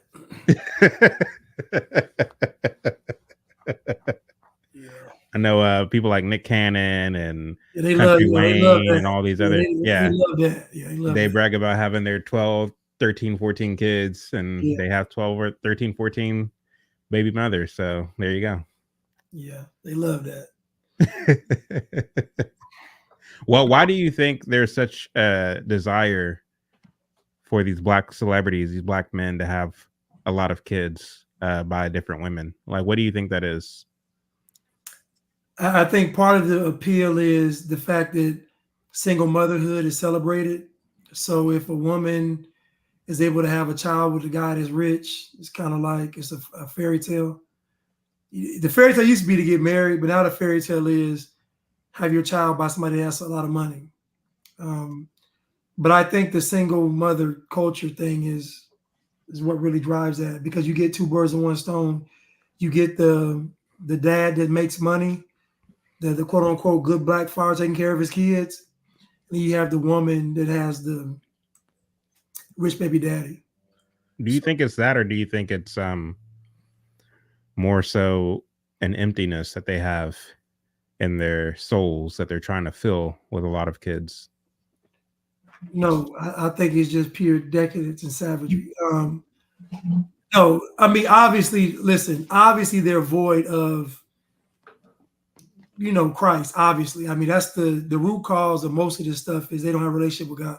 That's the root cause. But I would say a lot of this, having these children, is more or less, to me, it's almost like a flex, kind of, because you can. Like, you notice how when guys, you notice how a guy will be an athlete, he won't have any children, right? And then he signs for $200 million and he starts having kids everywhere. It's just like something goes with the reckless behavior when they have the means to do it. Like, the same precautions aren't taken. So, especially with somebody like Cam Newton, baby mamas are like strippers. So, these guys don't, I don't know. His children, they're all strippers? I know for a fact one of them is a stripper. For a fact, one of them at least. I heard all of them were. But I know for a fact one is. Speaking of celebrities and relationships, have y'all seen this Cardi B and Offset stuff? Who? Is it Offset? Yeah. Offset. Okay. Yeah. Have y'all seen it? Yeah, he been cheating. So I guess she decided to have sex while she was pregnant with some random guy. I'm like, this is so bizarre to me. Like, why are they doing this online? I can't. Hold up. It's Cardi B and Offset. I mean, the standard, like this is par for the course. I mean, it's Cardi B and it's Offset. This is what yeah. I don't know. Like, celebrities back in the day to try to keep their stuff. No, I don't know. It's just weird. Yeah, but I guess what I'm the saying. stuff that they're saying to each other is so ridiculous. But you gotta understand something. What is the standard? Wasn't he on live stream like crying or something, trying to get her back? I don't know anything about their relationship. Yeah, I think he did. I think he did. Yes, he stopped her show. Okay, I have several things. I mean, I understand. I'm sure she is completely devastated. She has 3 of his children. He won't stop cheating. It is embarrassing every time you turn around. You see your husband is up with some new woman. Everybody's telling you, "Oh my God, here's your husband again with another woman." Like, that is embarrassing, and I'm sure she is completely hurt. When you have children, it changes you. It changes you as a woman, and just to see that, and she took him back. Believed him, took him back, with him begging and pleading, baby, please, baby, please. And she took him back, and then now here it is again. She knew Quisha because she made a comment. She said, why would I leave Offset and get with somebody else who's going to cheat on me? So she said, I'd rather get cheated on by him because I love him. I mean, this is what she said. So I understand the logic. I mean, why get cheated on by a stranger? Get cheated on by your baby daddy, your husband. I mean, it makes sense in the ratchet world.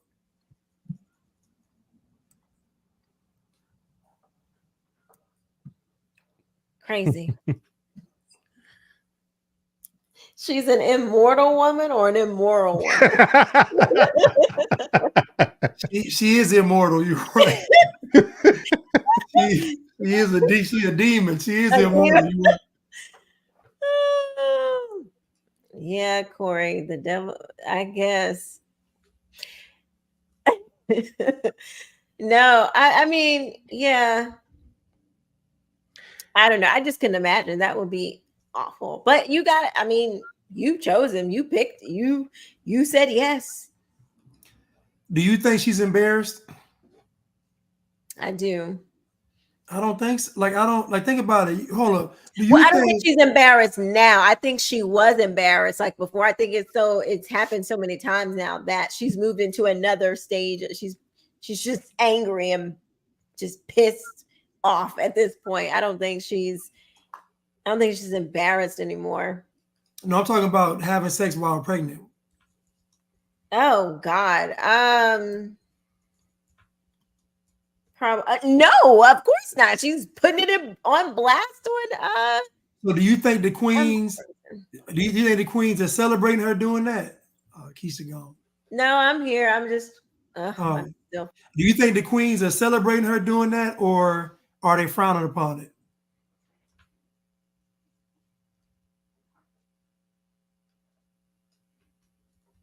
She gone?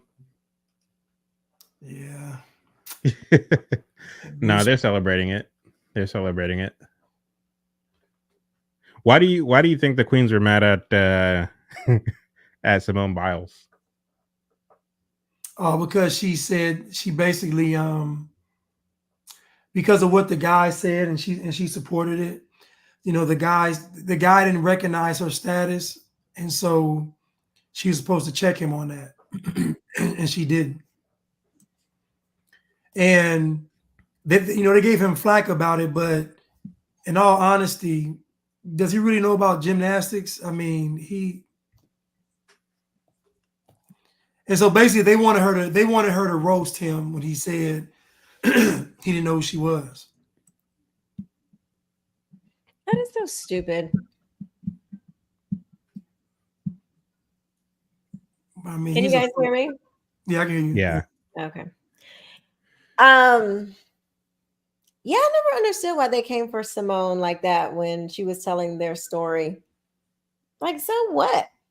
Like, is he supposed to know every single person? And especially like football players are intense, like they are so dedicated to their game. And any athlete, especially at that level, they are dedicated. They're not.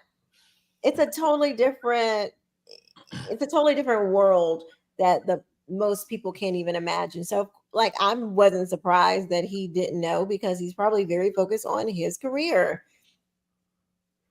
Like, okay. And I just think what he meant, Quisha, was that on the app, like on the dating app that he saw her on, I don't think he put the two and two together. Like you see an app, you don't think Simone. He's like, you see Simone Biles, but you're not thinking Simone Biles on the app. Like, right. You're not even like, so I think what he was saying was he wasn't, he saw the girl on there and he wasn't even thinking like, oh, this is the Simone Biles, But they wanted her to check him because she has more money, she's more famous. They was just roasting, and then so when she doubled down, said I'm supporting my husband. Now keep in mind they was calling her a nappy head before she didn't get her hair. Remember they were talking bad about Simone before. They ain't like Simone, and then now they want Simone to join the Queens Club and diss her husband. She's like, y'all crazy. Again, tinkering with the foundation. Why is it okay? Like that should be off limits. You should have some respect for their marriage. You know what I mean? Like, I don't know. This junk is crazy. No respect. Oh, she said it was. Oh yeah, he said he was the prize. Oh, that's what it was. Oh yeah. But technically, he is the prize though, because where's she gonna find he got a better chance of finding somebody like on her level than she got somebody finding somebody on his level.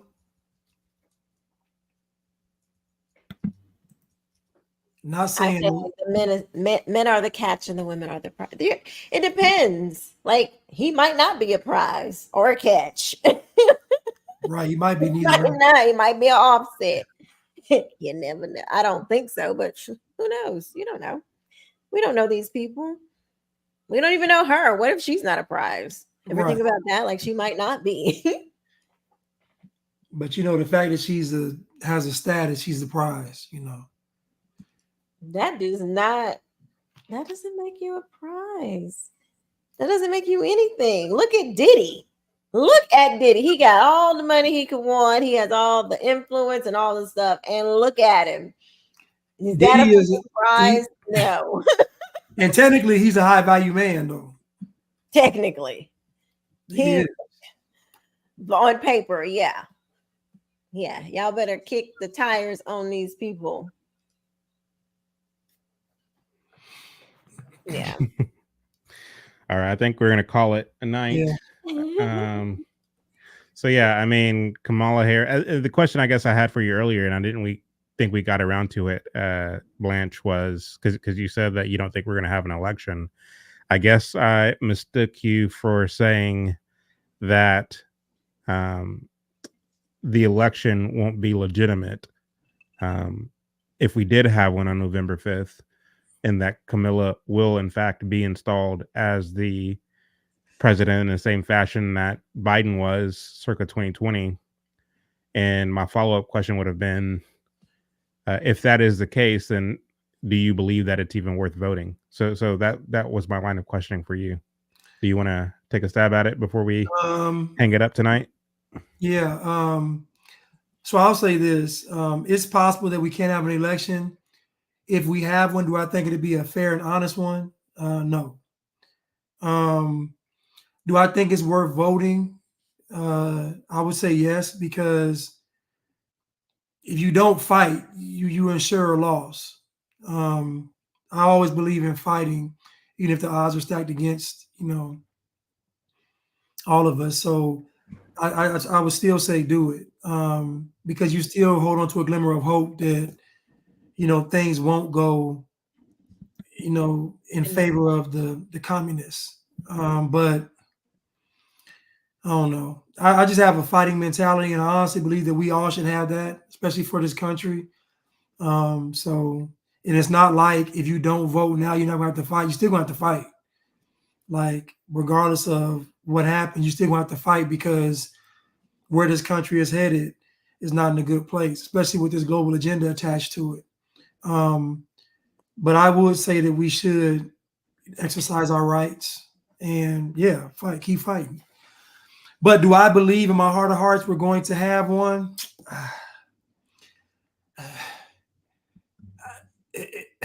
It's just a lot that's going to have to happen. Like, it's just a lot. It's just a lot that's going to have to happen. Think about Biden getting 81 million votes. She'll probably get, what do you think, 100? That's a lot. I know, that's what I'm saying. Like, that's a lot of fake ballots. That's what I'm saying. Like, to pull it off, you're going to have to outdo what Trump's going to do naturally. So Trump's natural votes are probably going to be above what Biden did, just his regular votes. So to even offset his votes, they're going to have to make her votes be, I'm just saying. So it's just a lot. They really want this 2030 thing to happen. So I guess we're about to see just how bad. Right. So, and the way that she's been exposed and people still aren't, I'm like, it's tough. I don't know. Yeah. I don't see any Biden or Harris walled signs in my neighborhood, and I live in, it's predominantly Black, but it's mixed. But I don't see any. I see some Trump signs though. I've only seen a couple of stickers. I don't even have a Trump sign up yet. I've only seen a couple of stickers of Waltz and Harris. Like, again, I haven't seen any outward expression of them, people supporting them. I've seen mostly Trump. But I don't know. You know how folks are when it's election time. Just gonna go in there. Do y'all put signs in your yard? No. Do you, Chad? Do you have an American flag, Chad? I have an American flag, but I don't put political signs in my yard. I want to get an American flag. I do too. No, go to bed. So it could be It's like just garlic to a vampire. So y'all, like I said, I'm voting for Trump, and I make no apologies for it. But I don't understand what good putting a sign in my yard will do. I'm not a partisan. I'm not. I don't know. I'm very cringy. I think it's very cringy to put signs of politicians in your yard. I'm weird in that way, I guess. I mean, even like looking at archives and old video footage of the rise of the Nazi Party in Germany in the early part of the 20th century, and then Stalin and the Soviet Union and Lenin in the Soviet Union. And you see the parades with the big pictures and posters of the face of their beloved politician. To me, I don't see the hope and change, the famous hope and change image of Obama's face or the picture of Trump's face as any different than that. Of course, you don't have millions of people being shot in the back of the head under Obama or under Trump. But at the same time, it can very quickly become that to the extent that we do engage in this kind of cult of personality. And so I do believe that you can vote for your favorite politician, but to put pictures and signs up is these things kind of quickly devolve as far as what I've seen historically. So yeah, I would never put a poster of a politician in my yard. That's just me. I mean, if you want to put a poster in your yard, by all means, but I'm not going to do it. I'm probably going to put one up. I mean, that's really your husband's decision, Quisha, not yours. True. So Antonio, I don't know. What would he say? I'm going to ask him. Let's see what he says. Yeah. Anyway, I love you all. I will be back Tuesday. I'll be live streaming the vice presidential debate. Quisha, will you be joining us, or will you be planning on Tuesday? Tuesday evening for the vice presidential debate. I think so. What about you, Blanche? You be joining us? Yeah, I'll be joining. Yeah, I already got my predictions. Walls It's gonna be a blowout. It's gonna be a blowout. In whose favor? Man, Vance about to destroy Walz. Oh yeah. Walz is a tool. He's like a liberal tool. He's just low functioning, low IQ, and just. I don't put. I am careful to sleep on people like the Walz, because he comes off as like goofy, but all his trips to China, like he's going to appeal to emotion. That's going to be the difference. Yeah, Walz is going to appeal to emotion, whereas Vance is like a hyper intellect, who's going to talk policy, and he's going to talk, the economy and gas prices and grocery prices and things of this nature. And really politics is more about how a politician can make people feel. And so I think that's going to be the kind of deciding factor. And, of course, I think that Vance is going to knock it out of the park. But at the end of the day, you're having to appeal to the electorate. And if Walz is going to do what he does in terms of tapping into emotions, then of course the media and everybody else is going to say that Walz won. That's my prediction. A bunch of viral moments, bunch of the trans kids need a voice too. I would be like, what is that? I don't even know what that I don't know what that is. Yeah, I have no idea what that is.